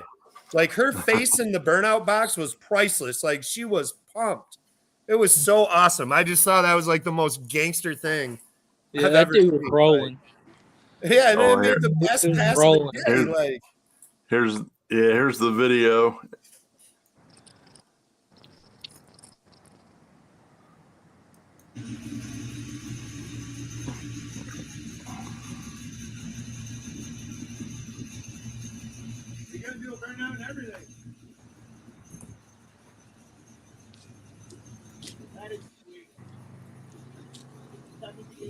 Oh,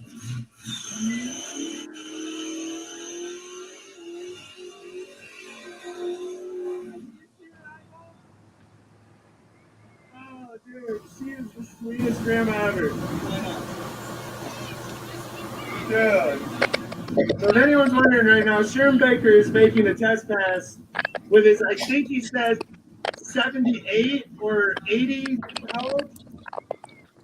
She did correct you in that post. Oh yeah, she burned the shit out of me. I don't know who said I was 78, but I'm 75. Damn it! I forget how women are about that stuff, man. Oh yeah, ass sure. Gotta be careful. Yeah, it was so cool though, man. I can't lie, man. My video is horrible. Come right out, you can.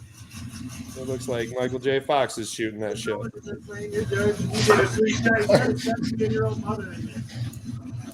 Dreaming about those McRibs, yes.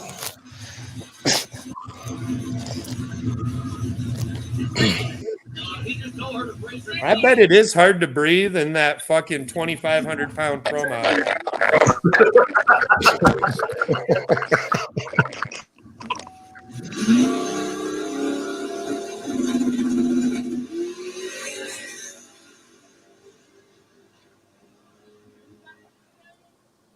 Pulled the wheels straight as an arrow. Probably would have won the semis with that one. Yeah, it was an awesome pass. And I was remember cool, watching it like, why he ain't take it easy on her at all? That was flying. No. You can't carry the wheels for 60 feet and be like, yeah, you know, I turned it way down for her.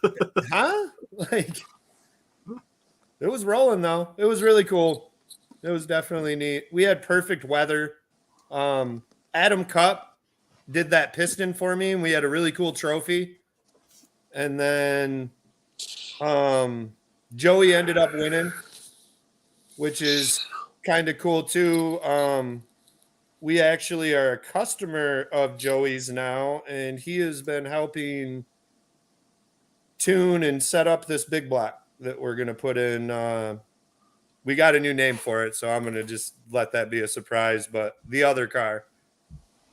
So we're going to go out there and have him help us and see if we can pick up some tricks. So it was cool that he won. But yeah, it was a pretty good day, pretty good race. It went really smooth. I did the chip draw like Happy does. I don't know. I'm sure you've seen that, Josh, at a couple of them, where they write everyone's name on the chips. And then like I'd pick a kid real quick and have him draw out the hat.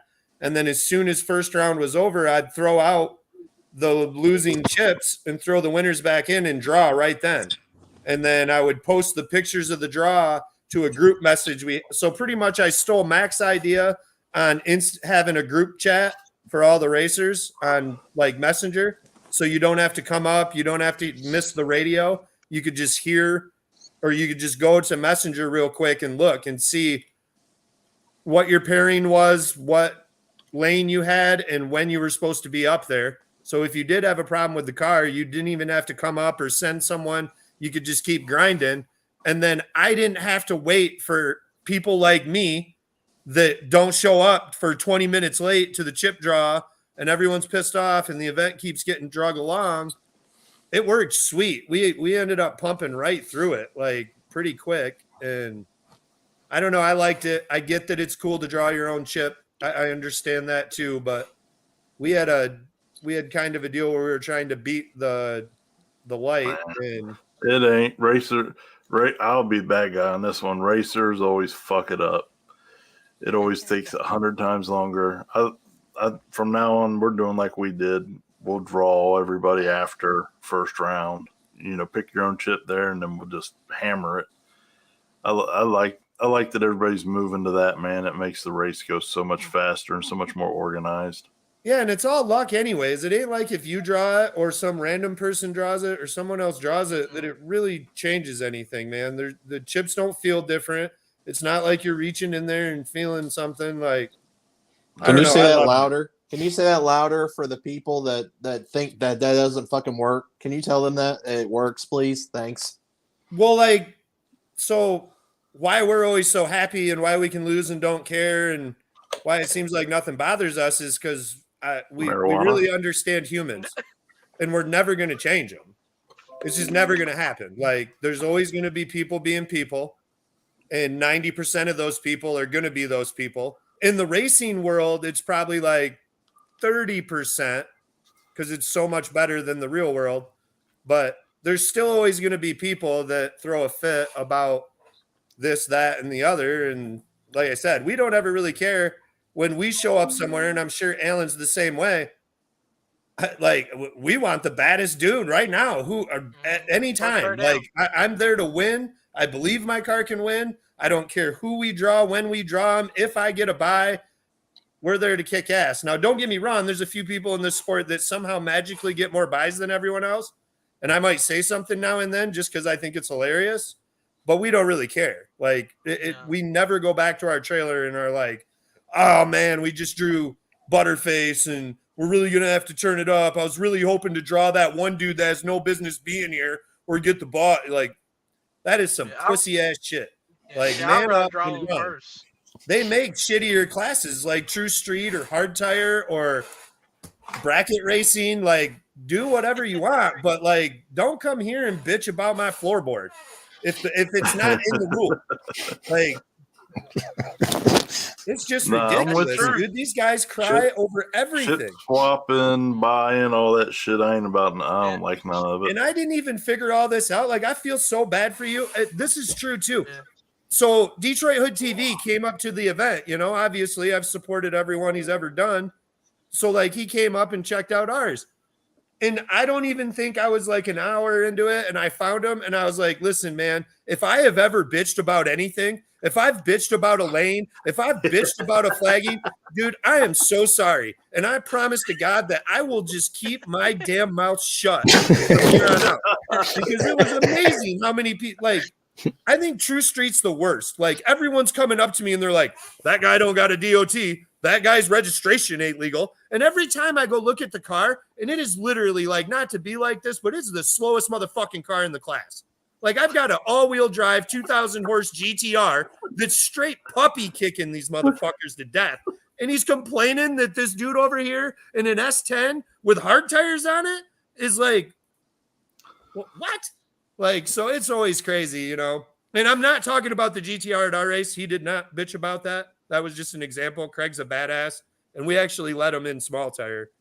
And his car is fat. Like, I can be honest, like, it wouldn't have been the draw I wanted first round. We wouldn't have complained and we would have, you know, went to go, but this car will make a lick on a shit-ass surface. But I don't mind all-wheel drive and small tire because when's the last time you really seen an all-wheel drive car win the finals? Because after first two rounds, their advantage goes away. Yeah, completely. You know? It goes away. Like I said, first round sucks, but even then, I pride myself on running shit surf. Let's go. Like, yeah. Like, my thing is, like, a lot of times, like, man, if there's the bad, like, if I'm going to drive, like, if I want to get the baddest dude, I want a first pair because I don't want him to get 4 passes because then he can dog walk my ass, you know, because he can out horsepower me, you know. No, yeah, like every time we've ever been somewhere where Beater Bomb is, Casey Max, Tally Nate, dude, my goal is to get them right now. Yeah, because that's like, the time when you're going to catch them in a mistake. Same with Isaac Preston. Like, those dudes are just done this for so damn long in so many different forms of they're just smart, man. And if you can catch them quick is better than catching them late. But like I said, we don't care. We're there to party. We tend to do that pretty well, so we always win. And the thing is, though, is, you know, all them guys there, they've had the same combo probably for 10 years now, you know, and they know that combo so well, man, like they can just do what they want, you know. They know what it can take and what it can't, you know. Yeah, for sure. Well, like, look at Casey Max and Beater Bomb. They've been in those same cars for 10 years now or so. I mean, Beater Bomb had his since he was in high school. And I think there's pictures of Ryan floating around where he's just out of high school with that car. So, like, that's awesome to be able to keep one that long and not do what we do and wad them up. because it was definitely like a challenge switching cars this year and having like a way lighter car. And we played around with some dumb shit that someone told me recently was dumb, and they're right because they called out every other aspect of it. I mean, we're wrong all the time. I hope people know, like, if they think we're geniuses, we're not. We're second type for a reason because it takes twice. We fucked the first time up bad. Every time. But aren't those the lessons that stick? Give me my belt. You know? Hey, this is one of the things that was cool about the weekend was the belt. Yeah, that was. I love when people do the belts or trophies. Dude, this dude's like 35 pounds. It is so heavy. Like I wore it and I said, if somebody hits me in the gut, they're going home with a broken hand. Like this dude here was not like a hand. Like you can't be running around the house naked with nothing but that belt on now. After shooting 4-foot flames or whatever and picking up all the chicks, you come in with nothing but the belt on. Yeah, just nothing but that. That's a hard flex. No, wait till I walk in your trailer with it. Unfortunately, they're going to be expecting a lot out of you at that point. Like, I'll disappoint. That's my MO. Oh boy! Go back. I'm telling you might lose. I don't think I'll lose service until we hit the mountain. What's up, Josh? We know, brother. Actually, I love dinner. How you doing, man? I'm hanging in there, man. How y'all doing? We're leaving the mill down here at Pigeon Forge right now. Just got some grub, and man, it's good to be back in the mountains. Yeah. It was even better being back in North Carolina. I ain't gonna lie. I'm thinking about moving there. It's too easy there. Hello, Brittany. He said, oh. Man, did he mention that we could not get a $20 bet this weekend? He did. Yeah, hey, you're not all right. The first time I went to Shadyside and raced all of them, they were wanting to, we could bet whatever we wanted. We ran out of money, so it actually happened. And this time, we was like, all right, we knew they were coming, so we brought extra money, and they didn't want to bet a single. We got a $20 bet, one race. A $20 bet. That's not like them. I know. Let them know who you are. Like, Jordan's always up there betting huge. He was all. He was man, he was betting 3 to 1. Yeah, he was betting 3 to 1 odds. On us. On us. That's got to feel fucking good in my book. I would have took that home like smiling. Yeah, you know. Yeah, I'd have been pumped on that, to be honest. Yeah, because I'll tell you, the second pass when I raced him in that 4-year-old Poto against Patches, he made a good lick. He made a real good lick. He did. He made a nice shot. Yeah, he did. It was probably one of the best ones he made all night. Probably. Yeah. Old Bob and Don. Yeah. Yeah, Don's not happy with me right now. So next one in Ohio is this Saturday at Pacemakers. What'd you do to Don? Chris is gonna be. I ate his Reese's. Was that after a safety meeting to boot? Yeah, it was. We were waiting to get out of Alabama, and there was some candy in there, and we got the munchies. So I was like, I don't know who candy is this. I'm eating it. It's in my truck. 9 tenths of the law, you know, it's my possession. Come out, find out it was his. He was like, man, I got some candy in here. And I'm like, oh, shit. Well, you do. It's just in another wrapper right now. Yeah. And it wasn't one of those 2. It was one of those 5 cups up in there, you know. So he wasn't very happy with me on that deal. So But KD's having another one. I guess KD's having another no prep this weekend, too. Yeah, that's too many already. It's supposed to be decent weather, isn't it, down there by you guys? I haven't even looked. It's gonna be nice. Oh, it's gonna be nice where we are. Yeah. Friday and Saturday is going to be good. Sunday is supposed to rain, but the race should be over by then, I would think. Jasper, you coming to Crossville? Nope, we still have nothing to offer other than weed. And I don't know if I want to take my trailer out of state for a little while. I still have it airing out.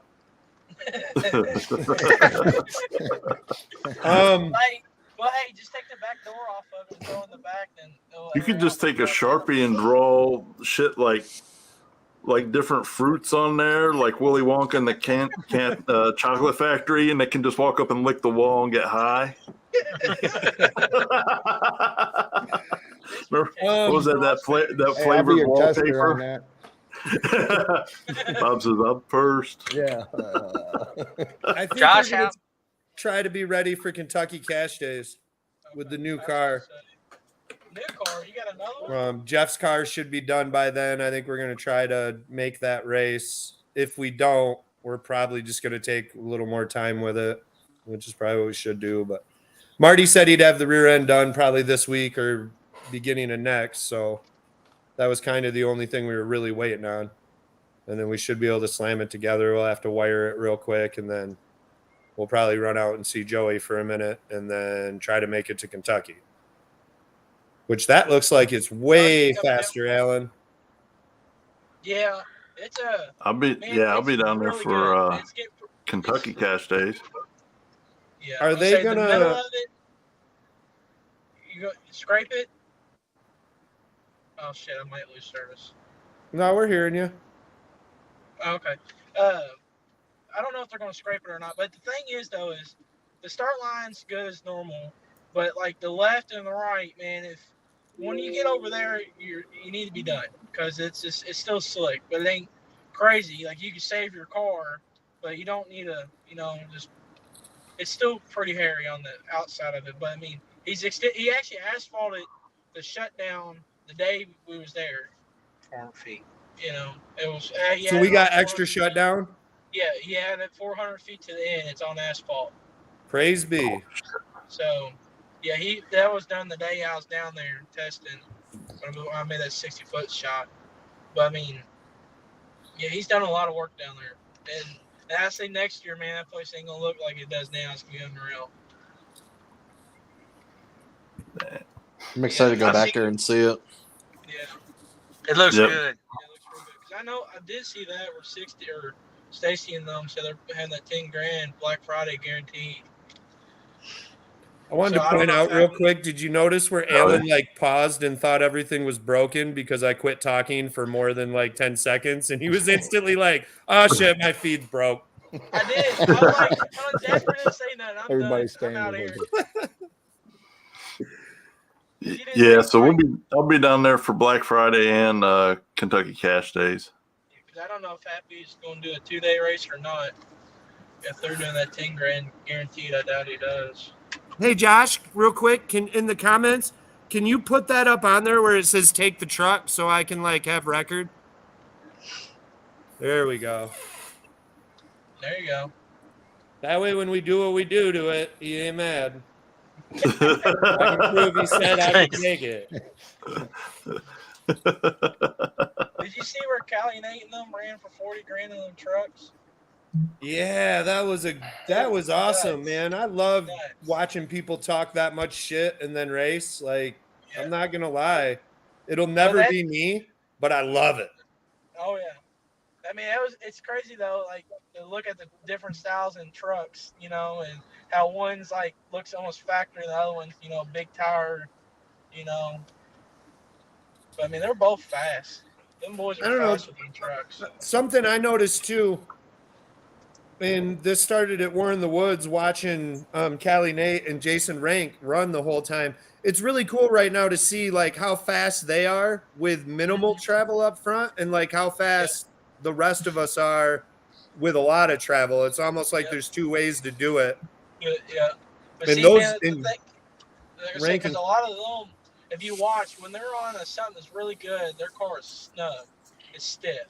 Yep, When just they're on like the something that's Prestons. half-ass, it's got travel and they got it. It's just they don't need it. They No, know it's how to work amazing. without it, Callie Nate and Jason Rank right now are flying. Oh yeah. Well, that traction control sure is the game changer too, though.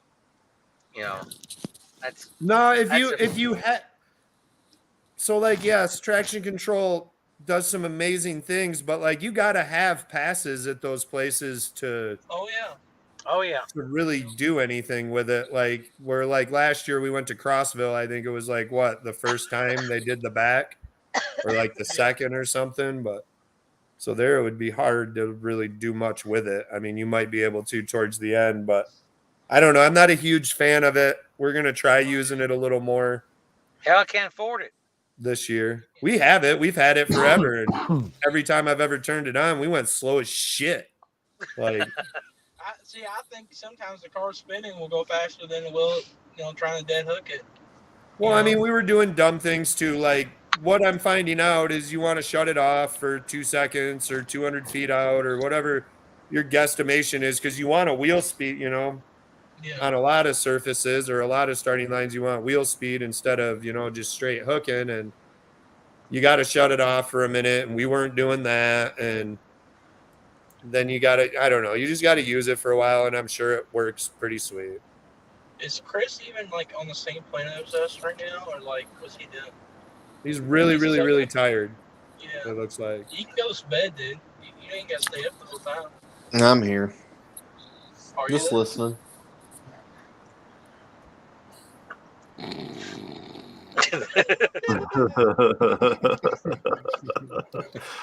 What in the hell do you got on your neck, Bob? Microphone.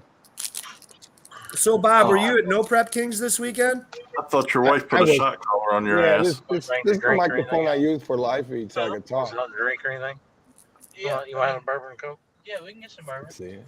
I'll get some more. So yeah, I was at No Prep Kings. It was a last minute deal. Anything cool go down there? Team, I know Caleb Morton guessed the shit out of that light against Ryan. I love seeing Kayla win. You can't guess a light. Dude. Ryan Martin was sleeping on that light bad.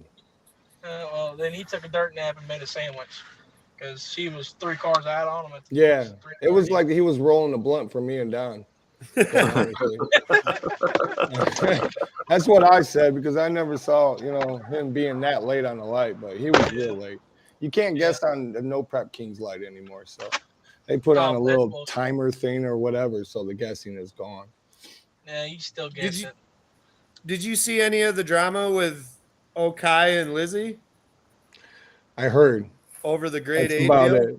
Yeah, I just heard. That was it. Well, that was an interesting story. I'm not in the cool club to be able to hang out with Kai, Kelly, and Lizzie, so I don't like. I just didn't know if people were talking about it or if he was really that mad or if he didn't give a fuck or what. No, there's more to the story that I heard. I heard Pat told him don't blow your shit up or don't push it hard because we're broke. Then went up there. So you heard it then. Yeah, I'm sure it's more Pat than Lizzie. Yeah, it was. Did you see where Swanstorm posted where he had 2 Fulton nitrous motors in the back of his truck? I swear, if he goes back to nitrous and kicks their ass, I'm gonna love it. Because I don't know how y'all feel. I like Swanstorm. Yeah, so it was a last minute deal. My wife was working for Robin Roberts' team. They were just there to sell merch, so she was like, "Hey, you want to go to Alabama?" And I'm like, "For what? Who wants to go to Alabama?" And then she told me, I was like, "Oh, let's go. Fuck it."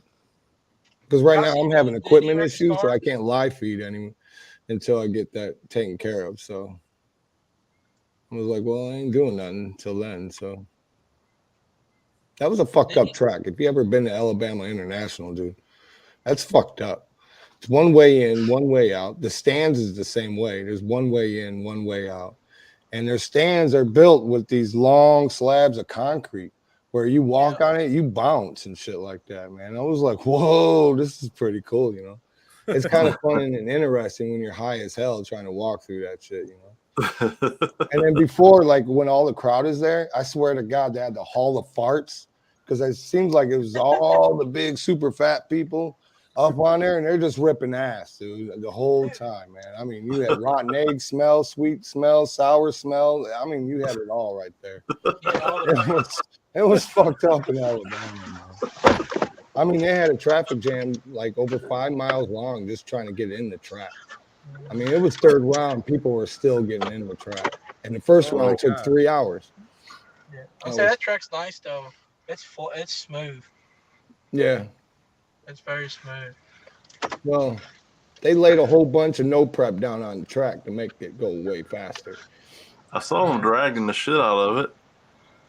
Oh, somebody put their handprint on there, and you can see their handprint on the track. Their no prep is not no prep at all. Yeah, they lay down that no prep down. Yeah. Have to. Yeah, Lonnie's car picked up 3/10 just by changing tracks. Yeah, literally. Yeah, for sure. It's definitely not no prep, but it's TV. You know, it's for making cars go really fast for the fans and close making racing. Money, yeah. Making money. I can't fault them. It's like boosted small tire race that all the like real street racers thought, oh shit, yeah, boosted's doing one for us. It's got people like Swanstrong in it. It's like that dude ain't ever street raced in his motherfucking life. Like out here on these real streets. So I mean, but it is what it is. Like you got to understand that they want TV. You know, they want the people that everyone's fallen in love with.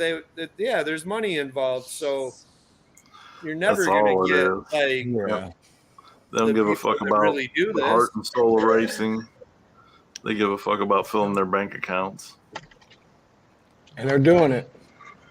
Oh, yeah. To be honest. In 2018, when I first started doing the little live feeds, you know, there was hardly anybody at those tracks. And now they're overselling. You know, it's just crazy how much that is grown. But, again, those are not fans of drag racing. They're just, you know, they're TV fans. They're fans of drivers. They're fans of the faces. Well, yeah, because there's a bunch of drama and they're arguing in the pits and like the whole thing where everybody. It's funny watching it online. Like everyone's like, why is that guy mad about him? Like back when you could guess the light or whatever. Mm-hmm. None of that was actually them mad. That was the show. Like that was go down there and throw a fit and push each other around and don't get me wrong, a few of them were probably actually pissed off because they suck and don't understand that if it's not red, you win. And somehow find that offensive, but most of it's, you know, the show. They tell you, like, amp this up, act all crazy. The more you act crazy, the more we'll put the camera on you. Yeah. Build up your social media. Have you talk, you know, shit to the other drivers. They like that. Drives hype. Yeah, no, it works great. Like, that's why I said it. It's like hard to even knock them. And for the guys involved in it to be able to race for a living, like I'd be lying to your face right now if I told you they showed up at my door and wanted me to join something like that and they're going to pay my fucking house payment and my car and all my shit. Fuck yeah, dude, sign me up now. Not everybody gets paid, though. No, I understand. There's I know a bunch of them, like David Atkins, and obviously I've known Johnny Quick for a long time and Jake Blaine and a bunch of them, but yeah, I'm saying, you know, like I get what's going on with the top guys and what's going on and why. And I'd do it too if they wanted to fucking pay me to go do it. I'd act however they want. I mean, you saw the commercial we did a couple weeks ago. Like those guys gave me a lot of money this year to race that car, so I thought, well, all right, let's go do that. Like, absolutely. I'm all about it. I get it. And this shit is not cheap. Like, it is out of this world expensive. Like, yeah, for sure. I don't care even, like, you know, like there's probably 2 or 3 drivers that might win enough races in a year to claim that they made some money, but 98% of us fucking are going broke. Oh, B-Rad. Man, I lost my voice screaming, let's go B-Rad.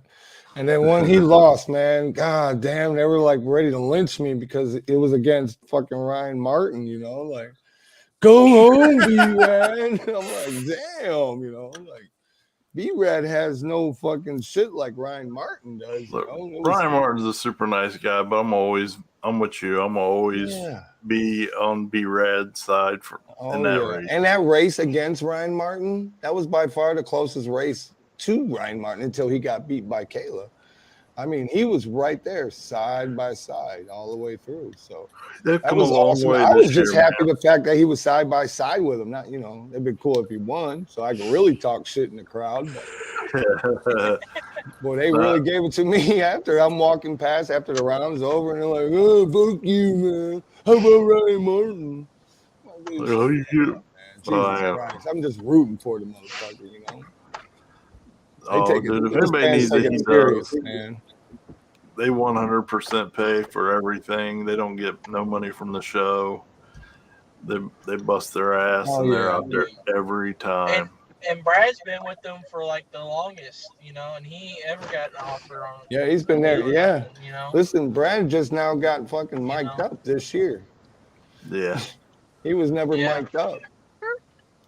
So, I mean, he's slowly, and then after what he did with that race with Ryan Martin, and, you know, he made it to the Final Four week before, you know, and got beat by Kai Kelly by real close. I mean, he's right there with them, you know, so it's cool to see that.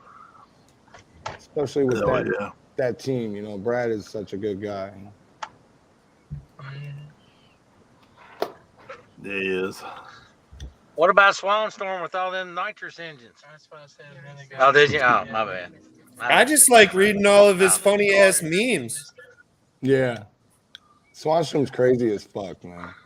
He's funny. I feel like he's probably a really cool dude in real life. Like, he always seems to be helping the other drivers out of burning cars, and he was always pretty entertaining, even in the grudge world before he ever even got into that, or even in Radioverse the world, man. Those boys were always talking shit and throwing hands in like real life situations. I just like how they came in. I just like how they came in and they big dicked them kind of, you know, and said y'all ain't really that fast in their first year. They're going as fast as they are, you know. Finished third in points. That's pretty good. They're going to finish third this year too. No, there's some smart dudes, and they've got a lot of money, and they've got a lot of really smart, amazing people helping and building the car. Yeah. Yeah, and I tell you, they ain't scared to try nothing. I mean, they went from a Pro Charger to a blower to, you know, they go back to nitrous, man. I mean, they ain't scared to try anything. You know. No, you got to respect it somewhat. Yeah. I agree. Yeah. I mean, outside of the people I know personally that race, like I don't watch the show or nothing, but I always root for my homies that are out there. Yeah. It's funny, I don't watch the show at all, but I've watched Bob almost since he started doing it. If you can believe that. Like, I would rather watch it through Bob with none of the drama and just the racing than the show. Yeah. All of a sudden, that's how I even know anything right now, is because I watch Bob's live feed, and that actually makes it not that bad. Then you're just actually watching some really fast cars go down the track neck and neck, and I get to listen to Bob. It's just racing. That's all I want. You know, like when I live feed, it was just the racing part. People ask me, you know, knowing damn well I've been in the stands all day. Hey, I heard there was a fight. I don't know. I've been live feeding, you know, like I'll save that for the TV shit, you know, like you guys like that shit. I'm just here to live feed the races, and that's it. Yeah. And your new live feed, Orange County choppers of drag racing. That live feed you're doing at our events, man. I think I commented on one of your posts, man. We watch those no matter who's doing them. Like, if you're not at an event, dude, how many times, Josh, have I wrote you and been like, who's live feeding? Who's live feeding? Chris, find me who's live feeding. And like, I'm watching some random person I've never met before's live feed all night trying to watch the race. Yours was the baddest shit ever. We were sitting here on a Saturday night. It was Turkey Bash, I think, was the one that we were really into. And we're all watching it. And it was like every time it would go to like in between rounds, it would flash back to the replay. Oh, and that obviously was, we were Battle of the Berg. Battle of the Berg. Yeah. And we were sitting here getting high as fuck. So we missed some races. Or we watch the dude we're rooting for do a burnout and then somehow get into some dumb conversation about like unicorns and then miss it. And then when he would bring the replay back, we'd watch it. Yeah. Oh, that was fucked game the whole changer. game up with the replay. Yep, it fucked everything up. I was I man. had the replay and the instant replay. And then I watched a movie. That was sweet too. But see, what happened was at Turkey Bash, I had all kinds of equipment issues. So I had a transmitter go bad. And then my brains, my heart of my system turned into a brick. Couldn't turn it on, couldn't do anything. So it literally is sitting here. It's just a brick. So I'm like, fuck. And I had to finish like old school with my phone, you know, like, oh my God. I mean, I still live edit and finish it off, you know, but. No, that's life, man. No one can fault you for that. But Yeah. the battle at the Berg where it worked and was rocking, dude, that was phenomenal. Like, we were just so pumped on that all night long. Everyone's like, dude, it's just nonstop racing. Like, That's why I Here's what screenshot James, every betting bet. on live feeds. Listen, betting on live feeds, period, is ass. Especially when you're betting against people that you don't know. no, You know the crazy part about this? I will get 1,000 messages saying, go ban this person. All right, if I banned it, he still could be able to watch the live feed. What stops that person go send a message? Hey, you want to bet? You know, and still fuck that person, you know? Like, you're gambling twice. Oh yeah, no, you're right. Gambling twice. You're gambling with that person. You're gambling, hoping that dude pays. You know, like when that shit says locked, I screenshot it because I'm putting motherfucker on blast if they don't pay. I always pay. See, I don't care because I don't gamble, right? But if they want me, you know, collect the money, well, there's going to be a fee behind that shit. I mean, period. I don't understand why I get like 30 fucking messages talking about, hey, such don't pay. I don't give a fuck. It doesn't concern me. It doesn't involve me in no way, shape, or form, you know. Unless you want to pay me 60% of your $20. And I'll go collect that money for you. I'm knocking on motherfuckers' doors at 3 a.m. Yep. I'm here for that 20. Yep. Need that $20, homeboy. We'll say now Limpy is not copying. No, man, listen, Limpy has the same thing that I got. So it's just, you know, he hasn't done a whole lot of live feeds. I don't know why people are saying copying. And just people say that I copy off of him. Me and Limpy talked a lot, you know. I helped him with some equipment and he helped me with some equipment, you know, and that's just how it was. I mean, we used the same thing to be able to pull all that. So no, that reminds me, there was a big conversation lately about like people being mad that they copy, you know, and do videos like they do or whatever. And my comment to them was like, when I shot photos in this area of my time, I still do it to this day. I shoot like seniors and weddings and families and all sorts of goofy shit. And everyone's always like mad if someone like, you know, because everyone has their own style of photo. Josh and Chris, and I'm sure even Bob knows this, that it don't matter who you are. You all have your own little spin on it or whatever. You know what I mean? And so someone would make a photo like mine or do something similar to what I would do. Or people would even call and ask me, how do you do it? And I would just tell them, this is how I do it. This is blah, blah, blah. This is blah, blah, blah. And then I would follow up with, you can do it as much as you want, but mine's still going to be better. And I never, ever cared how many photographers there were or how many get referenced instead of me in a post, because I know that I'll just do better than them. And if you don't have that attitude, I just feel like everyone cries about everything nowadays. Like my grandpa's rolling in his grave. He'd straight, dude, his hand would be bleeding right now from backhanding motherfuckers for being pussies. Like, everybody sucks. You know, I know Limpy was the first one that had the multiple cameras. And I saw that device, but I just don't know anything about enough of it. Will it work? And then I saw Limpy have it. And then I was like, well, shit. All right. Well, it works, you know. So I went and got me one. And then, thank you. If everyone does start doing it, that's only that much better. Thank you so much, Bob, for like forcing everybody into it. Like, you know, the main thing is I'm trying to turn some of those TV fans into, hey, check out these little ones. You know, these are exciting. You know, like War in the Woods and the Battle of the Berg, and you know, Turkey Bash. I mean, I didn't get to see a whole lot of the finish line, but those first two races, the finish lines. I mean, everybody wants to see the finish line, right? I mean, that's what's important. So, I mean, be able to see that and how close those races are, man. That's fun right there, man. Because I think that's awesome. I think after War in the Woods, I think I went back and watched their live feed and just watched the big end stuff on everything. Well, I always do that, and that's probably because I'm sad or whatever and just stupid, but I always go back and watch the live feeds from races I'm at to see what everyone was saying about me. Yeah. It's usually all bad, and they're like, "That dude's such a fucking idiot," or "That dude's such a stupid clown."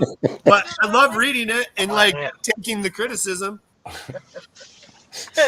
You're an idiot. You turned down the wrong road. I did. Oh, dude, it was hilarious after that burnout at War in the Woods, and like looking at all the comments, and like half of them are like, "Yeah, that was dope," and the other ones are like, "I don't think he did that on purpose. Like, I think something went wrong." And it was just sweet to watch all of it. And then the nitrous failed, and everyone just started. There was like 18 posts of hashtag second tight. Like, of course, they got nitrous just pouring out the motor everywhere, and they're tightening shit as they're waiting to pull up to the line. And I love that shit.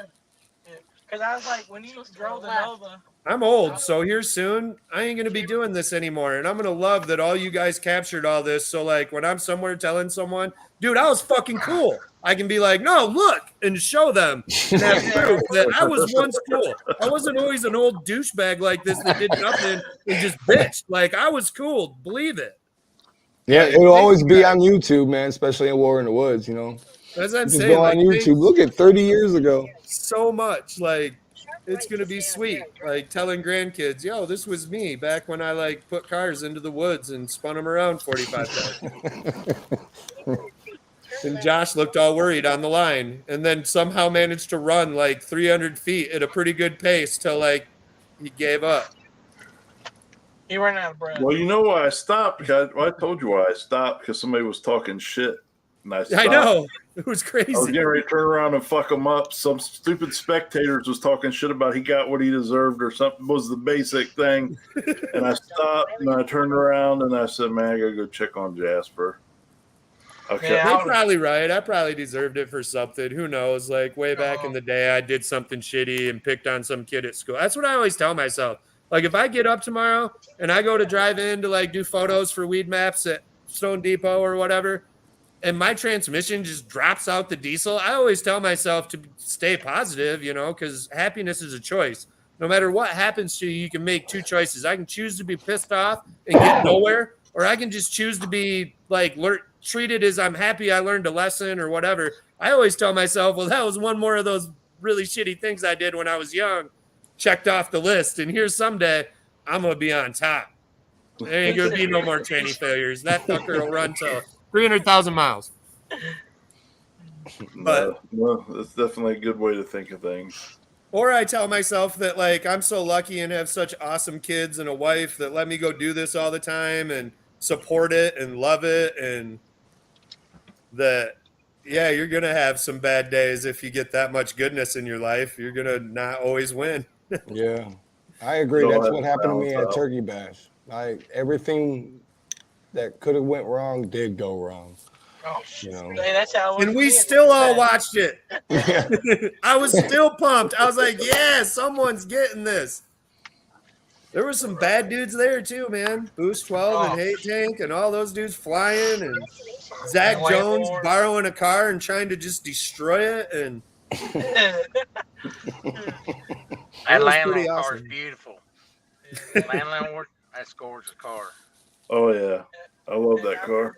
It is a sweet car. I love orange. Down, and I just didn't think I could go that fast. First pair down on that, the way it scraped, and I was wrong. And then my second pass, I'm 60 foot, the hardest I've ever 60 foot, and there goes my high gear, my trans. I'm like, dude, this is the lost weekend, you know, like I just can't win, you know, like I'm done. Oh wait, that was you that hit the wall at Turkey Bash? No, I just broke my trans. You stood the bumper and about ripped it off. I know there was a car that hit a wall, just sideswiped right by me because like a piece of something came and hit me in the back of the head. Ouch. Oh, you're talking about Kendall. I think their last names are Kendall. He's got a turbo. Yeah. All I know is I didn't even see him hit the wall. I'm sure everyone saw my car at Turkey Bash. It was fucking rolling, dude. Did you see how fast that fucker was? I heard you went 460s. You saw it there, right? Yeah. White front end, black doors, red back end, 2 twin turbos that I've been sneaking on you guys all year, claiming it was single. Yeah, you talking about I Anthony? opened up the other hole for that event. Yeah, you talking about Anthony? Yeah, I love watching that car because every time that's the same deal. In the comments, everyone's like, damn, Jasper just made a fucking pass. I'm like, yeah, we won't ever go that fast, but let him think it. Yeah, I don't think that's me. No, I really like that car. I don't know the guy. I haven't met him yet. Hopefully I do. That'd be sweet. I think we're wrapping it, though, before it comes back out. My car's not coming out till next year. Yeah. I'm just... Yeah, me and him get along. The cranks over there and all that. I found, too... So, like, we had all the parts in there, and I took my car up to the track so, like, Turn and Burn could take some photos, and we pulled all the boxes out and found one of the push rods was all mushroomed, too, so... And I've just been too high and lazy to fucking pull it apart and see what that's going to cost me. But probably a lifter or something got pissed off or something and mushroomed it all up. How you turn the light on? But we're going to go big block like all you cool nitrous guys here in a minute and see what that'll do. Twin 94s. Oh, my God. Yeah. Like a Visner intake. That thing's sick, man. God dang, that thing is amazing. I didn't know that had a light. But it'll be more of a front side car. Yeah. I ain't worried about you because I'm only doing backside and street stuff. Yeah, but LL will be ready by next year for backside only. Oh, hell yeah. And we got all sorts of like nifty little tricks we're going to try this year. They'll all fail, but we're going to go for it. Hey, you don't know if you don't try, right? Exactly. Yeah. One of the four will stick, but the other three will all shake our head and be like, yeah, well, we knew that was a possibility. Yeah, but then you try four more and then you try four more and eventually it's bad. No, like I said, we don't care either way. We're there to have fun. We'll burn weed afterwards and party down. Like, I don't care if we're on a street or a track or whatever. Like, no matter what, we'll have fun. We don't give a rat about any of that. Like, we want to win. And we don't go up there and just try to like goof off. Like I take it seriously when I get behind the wheel. But aside from that, like I'm old enough and I've been so fucking broke in my life where I like bought hot and readies because I could eat them for lunch and dinner. And it only cost me $5 because like, that's all I had. And then still had to skip eating Wednesday because I was so broke that like to even be able to do what I do right now. Like when I show up and unload my car, that's why that smile's there. Because I take a quick look around and I'm like, dude, this is like what I always wanted to do my whole life. And we just drove to Kentucky to do it. Like I didn't even like go to the closest track. Like we had enough money to drive a diesel at the prices fuel are this year to Kentucky or Nebraska or Oklahoma or Ohio or Indiana and do this. Like I hope like Alan and Zach and all you guys are really understanding that like this is it. Like this is as badass as it gets. And whether you're winning or losing, just to even say you were there, like half these events, I would be happy to say I just showed up to spectate. Like that would be dope to me. Like parts of my life, I couldn't even afford to do that. So to be able to do what we do right now, like no matter what we do, that's why we're always having fun. If anyone's wondering, that's why. Yeah. And like, I hope people also don't like stare at my Facebook and think like, shit, I wish my life, like we have problems too. I can promise you, we don't have all good days. Like a lot of them suck. I just don't post them. I don't go tell everybody that, oh, blah, blah, blah, this is going on at home or my kids fucked up in school and did this and I'm pissed. Like, trust me, if you have 4 kids, you have problems every fucking day of your life.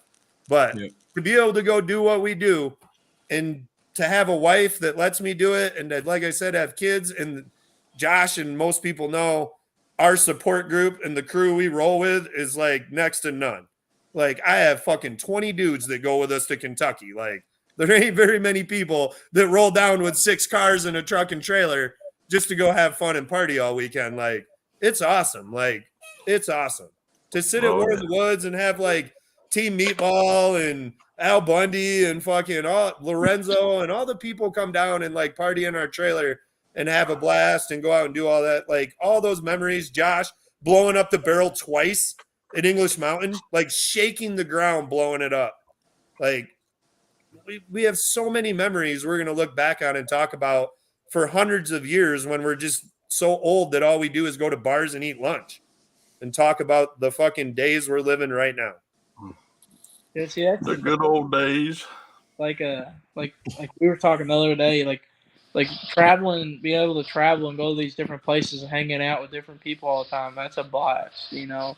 And you know, like to be honest, I wish we could do 2 more day races because then you get everybody together and like we can hang out in everybody's trailer and shoot the shit and you know. But then you got everybody who wants to go to bed and not stay up to 6 o'clock in the morning because they got to race it. You know, I mean, We don't sleep. like that. I don't. You know. Yep. Yeah, we're all lucky right now. Like even to be a part of it, like to do any of this, to have Josh think that it's cool enough to even bring me on here to talk nonstop and overtalk everyone and cut them all off is amazing to me. Chris is like done for. I got a wife like that, so I'm used to it. So, You're all good. Yeah. No, it's all good, man. I love everything about it. You know, even the shit I hate, I still love it. You know, You got to enjoy the journey. Like you got to love the struggle and all of it. Like you got to love that you went out and tested and literally shit the bed 6 times and then went to a race and did okay and then went and tested again and did horrible and then went to a race and did horrible and then went to 6 more and did horrible and then went to 1 and went to the semifinals and then you can be happy. Yeah. Yeah. But you got to love all that shittiness or otherwise this sport's going to eat you up. Oh yeah. Especially nowadays. Like you can't lose. You know, you'll know the people who you're talking about because like they just can't lose. They can't stand losing. And they throw the. Like you got well, you got to lose well. You know, if you beat, get beat. You know, there ain't no part of it. You know, like I get sometimes there is a reason why or something stupid happened, but I mean like 95% of the time you got beat because you just got outran. I say all of it is you got beat. Like if I pull up to the line and my turbo takes a shit, that's on me for not maintaining it or buying the shitty brand of turbo that I bought or you know what I'm saying? Like all that's my fault. I don't ever want to take anything away from the guy next to me who just won. When he comes to my trailer, I tell him like you whooped my ass. And that is all I say. Dude, you got me. You pulled away. That, or, you know, if it's close, I might say, dude, that was a badass race. Good job. But, like, never do I say, like, yeah, I totally fucked that up and left my CO2 bottle on. And you beat me by half a car. You're slow as shit, motherfucker. And I'm pissed right now. Like, I just don't do that. I never want to rain on someone else's parade. And a big part of that is I might need to go down to their trailer one of these days and be like, yo, I popped a tube. I need one. Yeah. That was like... They're more apt to give it to you. Like this morning, like after everything, this morning we woke up or whatever, and we had a message on our page, you know, saying, "Oh, I would be talking, you know, y'all got a pro mod and y'all beat a street car and this and this." And they're talking about when Patches beat me, you know, that later that night, and I'm sitting here like, okay, like his car don't have a front end, it's run on methanol. It has glass doors, and it said it has nothing in there. I said, like, what makes that not a street car, you know? Like, and then that's all everyone wants to say is their car's not a street car. Like, no, everybody's car's a race car, and they can drive it on the street, you know? Like, there's a difference, you know? And it's just funny how, like, you win, and everybody's got 90,000 wants to come at you different ways. And like you said, like, okay, you actually won. Good job. You know, no, I looked it up today in the dictionary, and the definition of pro mod is anyone faster than you. So, I mean, you're going to keep getting that a lot because you're faster than a lot of people, my man. So, you actually have a dictionary called the pro mod. Yeah, I got a wing, so I always said anybody has a wing is a pro mod, and I'm a pro mod. So, because I got a Nick, he's a top fuel dragster. Yeah, he's something, all right. Like, you know that truck that, you're way too young to know the Munsters. I was going to be like, he's got that truck from the Munsters just a little souped up, but. A little turned up. But you probably have no idea what I'm talking about because you're like, 18, and I'm like 96? I'm 23. God dang. See what I mean? Like, you should be pumped right now. I mean, I did some really badass shit at 23, but none of it was cool like this. It was just like... Yeah. I'm lucky. I am. Crazy shit. Able to do the things I'm doing. You know. If you would ask me a year ago, I would tell you you're lying if I could do what I could do now. Exactly.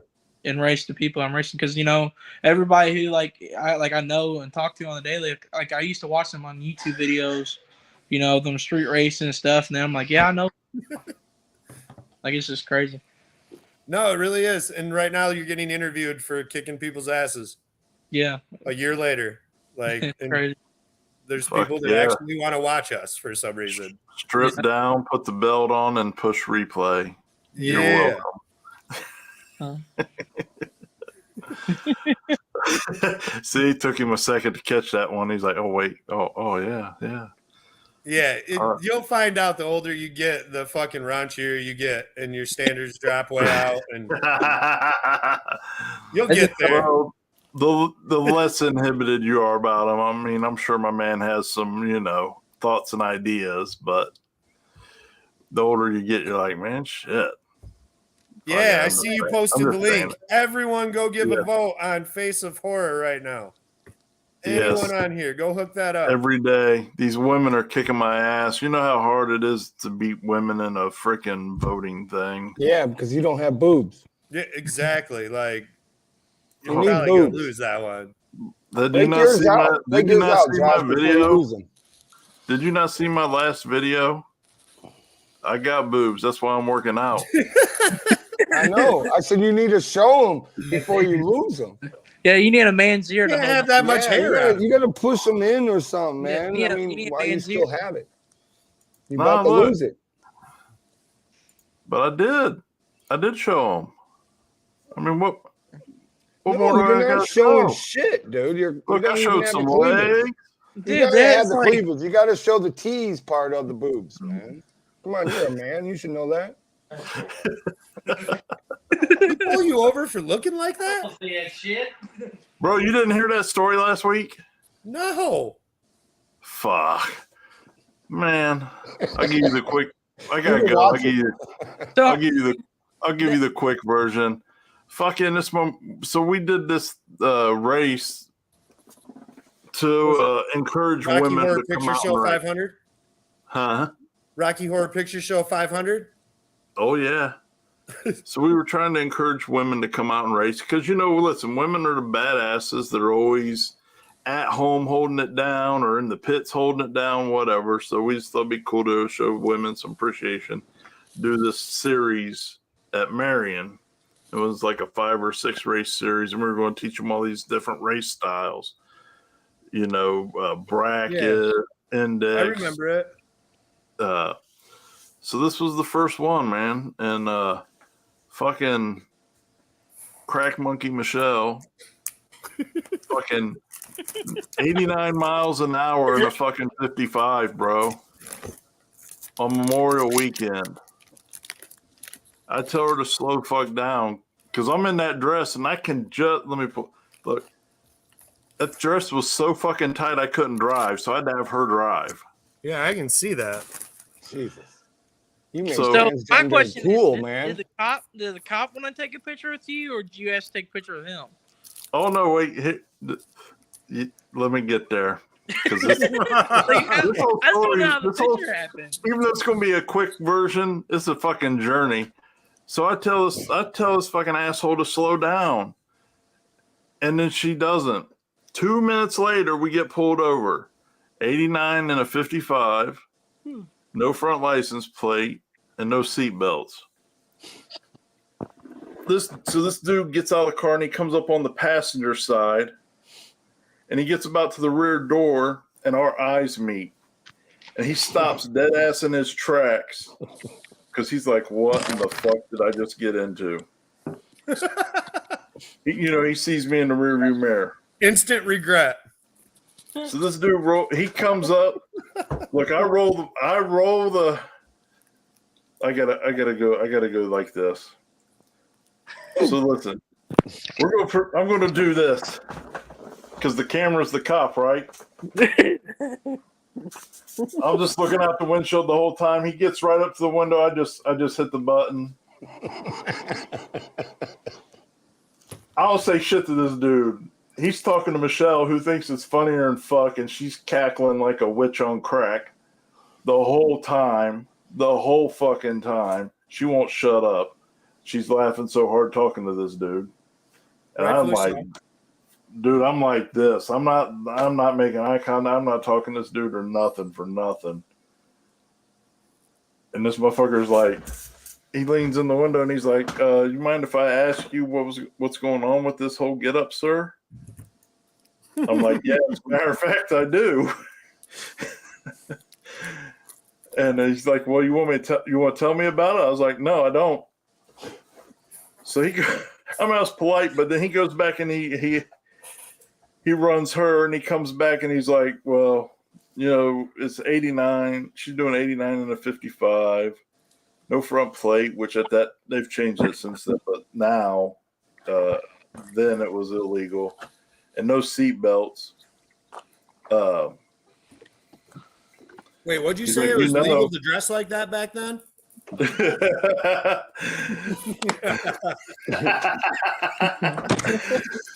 So this dude goes, that as fast as she was going, that's a jailable offense. I'm like, yeah, I do. He's like, so you want to get out of the car and take a picture with me, don't you? He can't tell me to do it, but he asks me to do it. Or he suggests. I'm like, no, bro, take her to jail. Fuck that. I'm like, hell no, take her to jail. He's like, I don't know no. how she puts up with you, my man. Ho, let's back that up. It's her fault we're in a situation. This dude's like, no, seriously. He's like, no, seriously, you want to get out of the car and take a picture with me, and then you want to post it on Facebook and tag the Ohio Highway Patrol. I was like, no, I don't want to do any of that. And if you're taking her to jail, go ahead. But then I get out of the damn car and do the damn picture. What a sweet husband. And then oh no, I was ready to kill her. I was ready to fucking kill her. Then he sends us on our way. We get to Marion, and we explain everything, how everything's going to go. Women are all on board.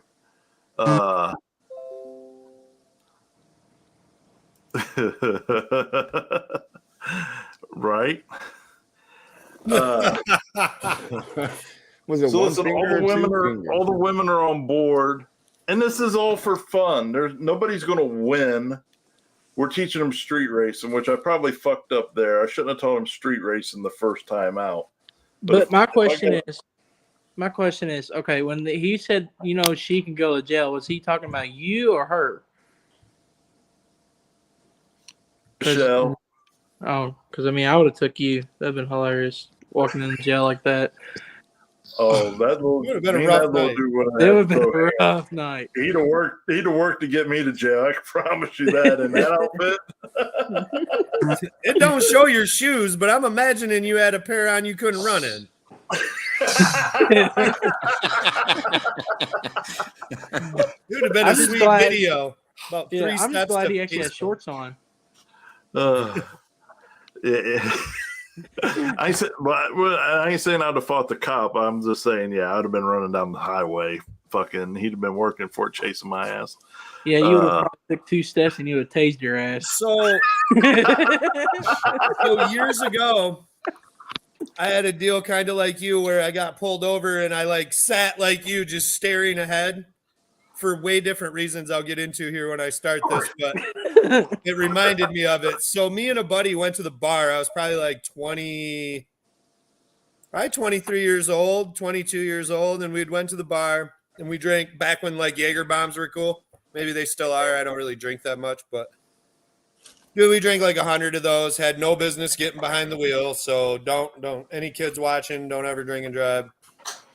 We jumped in the car. We're pulling back. We're coming through the country, and we're coming from one town to the other, kind of those really narrow roads in Ohio. And we come up to where there's a jog. So you come up and you got to turn right and then turn left again real quick because it jogs. And he rolls the stop sign, and as he rolls it, this cop goes by. And he whips around, and I'm like, looked at Matt, and I was like, well, you're going to jail, and I'm probably walking home, and this is going to suck balls. And the cop comes up to the window, and he's like, have you guys been drinking? Like, obviously, we've been drinking. So he's like, yeah. And he's like, get out of the car. And I'm like watching in the mirror as my buddy like literally emphatically fails every field sobriety test there is. And somehow this dude lets him get back in the car. And he's like, all right, I'm going to go, run you guys and make sure you ain't got anything. And he comes back and he comes up to the window and he like kneels down. Mind you, he has not asked for my ID. He has not addressed that I'm even in the car. Like almost to a weird level, has not even addressed that I'm sitting there. And I'm like still like trying not to like even notice him because I'm like so bummed. And he looks down and he like looks past Matt and he's like, have you guys been smoking weed tonight? Because it smells like weed in here. And I like look over because I notice he's obviously talking to me for whatever reason. And I'm like, no, man, we haven't burned any weed yet. like yeah. And I was like, well, yeah, we don't have any in the car or any that I know of, because it's my buddy's car.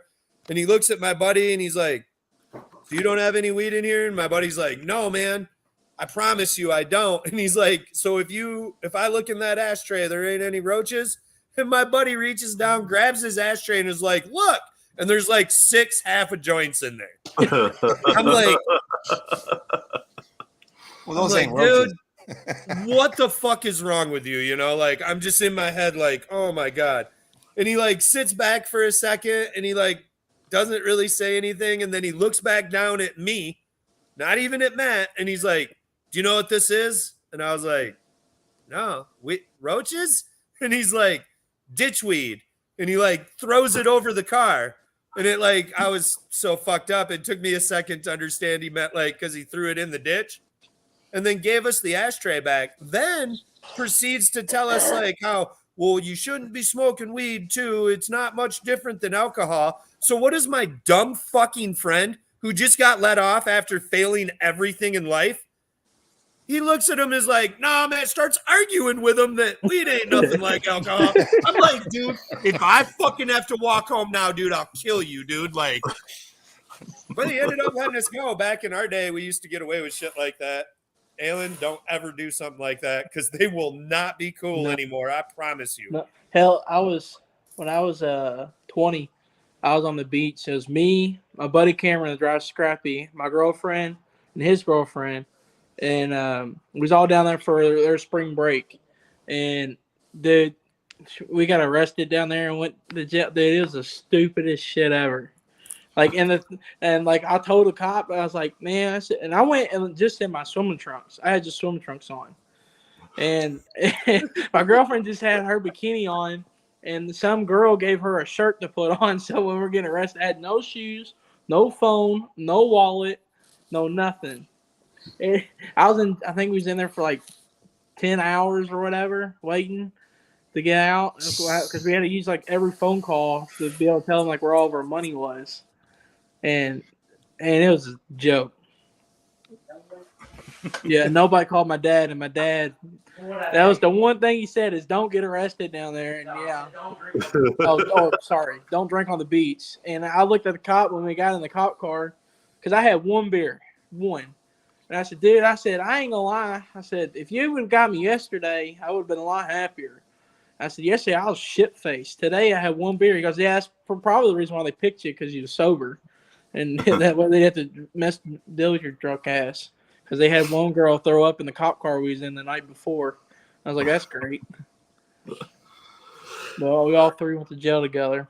That was hilarious. Because when I got out of the cop car, I was in shackles. They ran out like handcuffs. What? So they put me in shackles, and I got out of the cop car to get on this bus.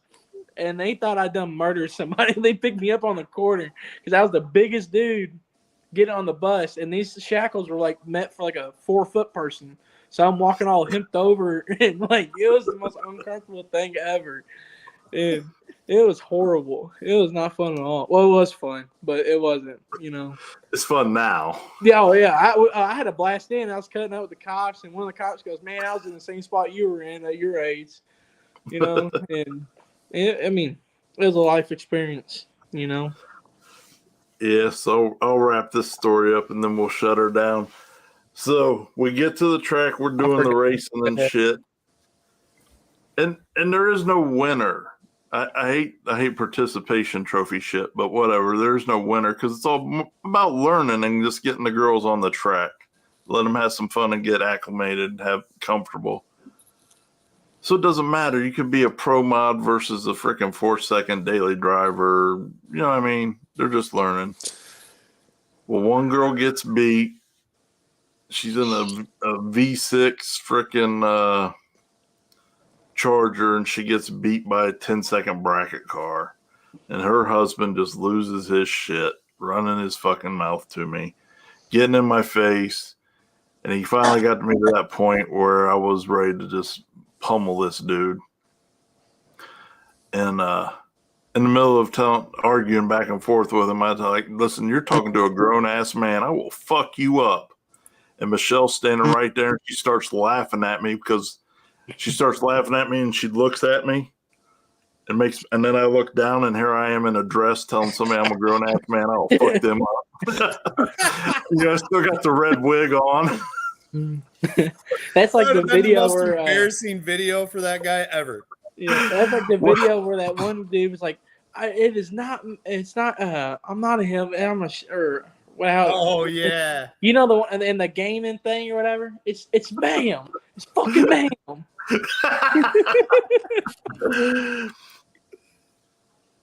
Fucking pissed off his wife lost on Chases or because we were on Chases or Race.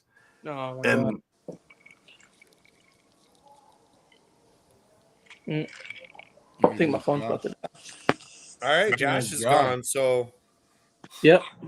I was gonna say I thought my phone's about to die. Oh, he's back. Is he though? She was so slow. She left on the first yellow. There you go. You can wear that for Mama tonight. There you go.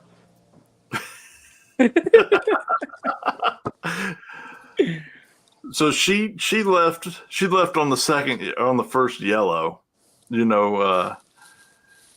the girl in the other lane was waiting like to, and then her husband's like yelling at her like, "What the fuck are you doing? Go!" Now all she had to do was sit, and she won, but she listened to her dumbass husband, and she left after the light was green. So as soon as she pulls off, he's like, "Oh fuck, Chases the race, she lost." He gets mad and then he wants to run his mouth. And then I was like arguing back and forth with him. I'm like, dude, do you really want your legacy in life to be me beating the fuck out of you in this outfit? Is that what you really want to be known for? After that, we didn't have any more problems with asshole husbands. I think all the women set their husbands straight, but so needlessly say, I will never do that again. I support the women. I'm all about that, but not to that length. And this motherfucker right here. I'm about to block your ass. Speaking truth. Oh, is that why you wore a dress? Oh, Anybody else got anything to say? Bob's like talking about Chris, not you. Bob's like, nah, I like Chase's race, as a matter of fact. I do. I'm a fan of Chase's race. I'll wear my dress tomorrow. Correction, I didn't wear a dress, so fuck off. Then what do you call it? That would be a stripper outfit. Oh, that's a dress. No, that's not a dress. It was a mini skirt. It was a one piece. That's a dress. Dresses are one piece. With slits in it. With slits in it. Yeah. Yeah. That's the most I've heard you talk all night. Yeah.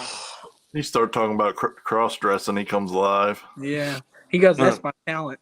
He says, that's where I show out. That's all I got. That's the only thing I'm good at in He life, said, I show up and show out. Yep. He said I get about 5 fist pumps in and I'm good. Wow. I'm trying not to get banned. Don't make it so Too much hard. male bonding going on in here.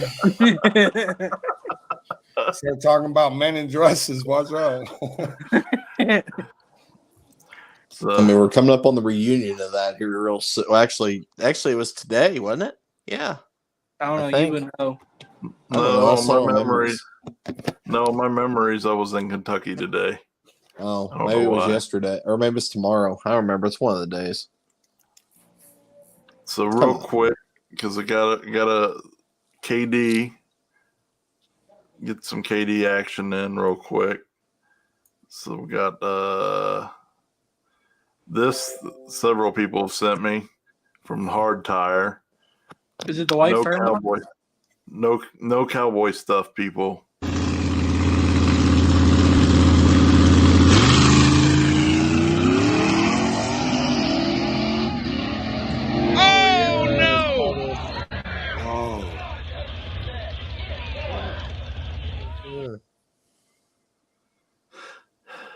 And That what was have we learned from this? That was like the dumbest fucking thing you could ever do. And you fuck. I guess they were able to pull the quarter out on the Ford, and he made it to the finals. But what an absolute dumb fuck. Yeah, pretty rough. I mean, come on, let out.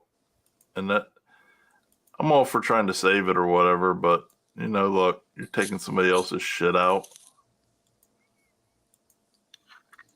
Wow. That's horrible. Yeah, that's pretty bad. What was that? Hard tire? Yeah. Hard tire? Oh, wait. But my man Caleb Miller putting in work in big tire and small tire, making some killer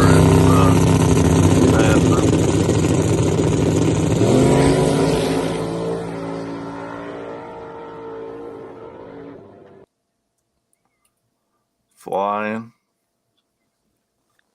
All right, Jeremy. Tell everybody hi, Waffles. She's been running around waiting for my attention. Yeah, I don't know about, you know, why anybody would hang on that hard. And then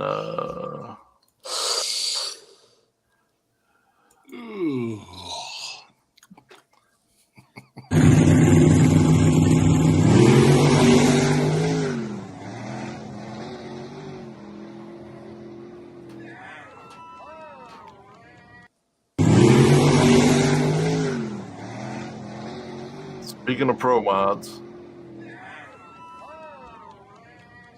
yeah, no, thanks for locking her in the bedroom like I told you to. This woman is always fucking my shit up, you guys.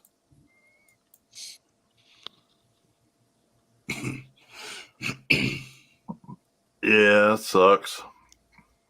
I don't think I recall seeing that car out anywhere. That Fairmont. But anyhow, Chris, you're fist pumping Saturday. Sure. Is that what it is? I guess. Thanks, John. Appreciate it, homie. Yeah, Well, Friday's testing from 5 to 11. It's all water. Saturday track will be scraped to the 60 foot. It's pour your own prep. And let me find the information since we're talking about it now.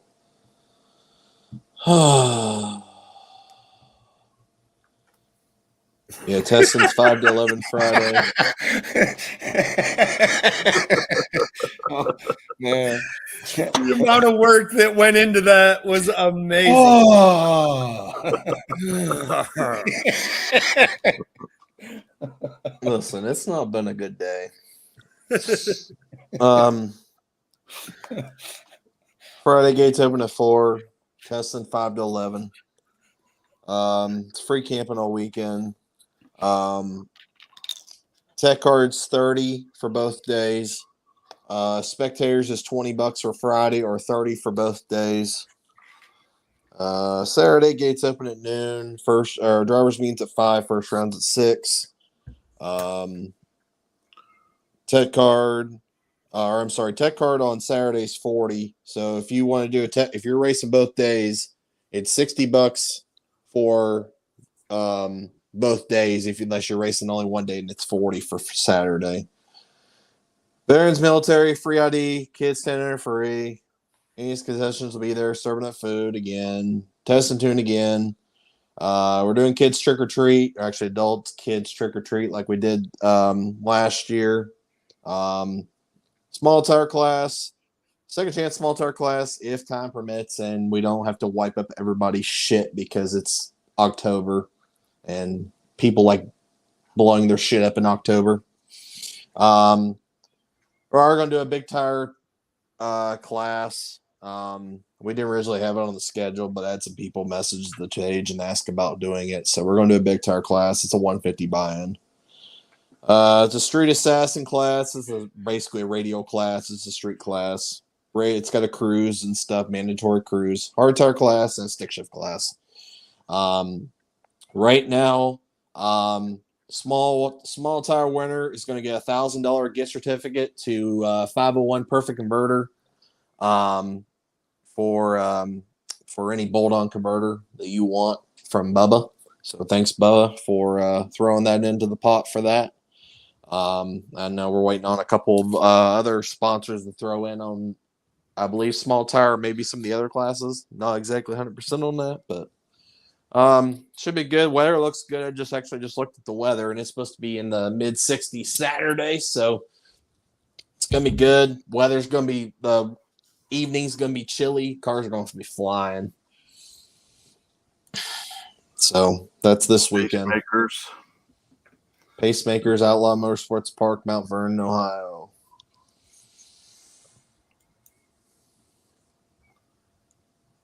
And make sure you go vote for me. Yes, go vote for him. Share this. Recruit people to vote. Please. Pretty please. All right. And I just shared the event page for this weekend. So everybody have a good week. I'm out of here. Yeah. Jasper. Good seeing you, Jasper. Good seeing you, Bob. Heck yeah, guys. All right, everybody. Stay happy. Always. Stay happy. Endings.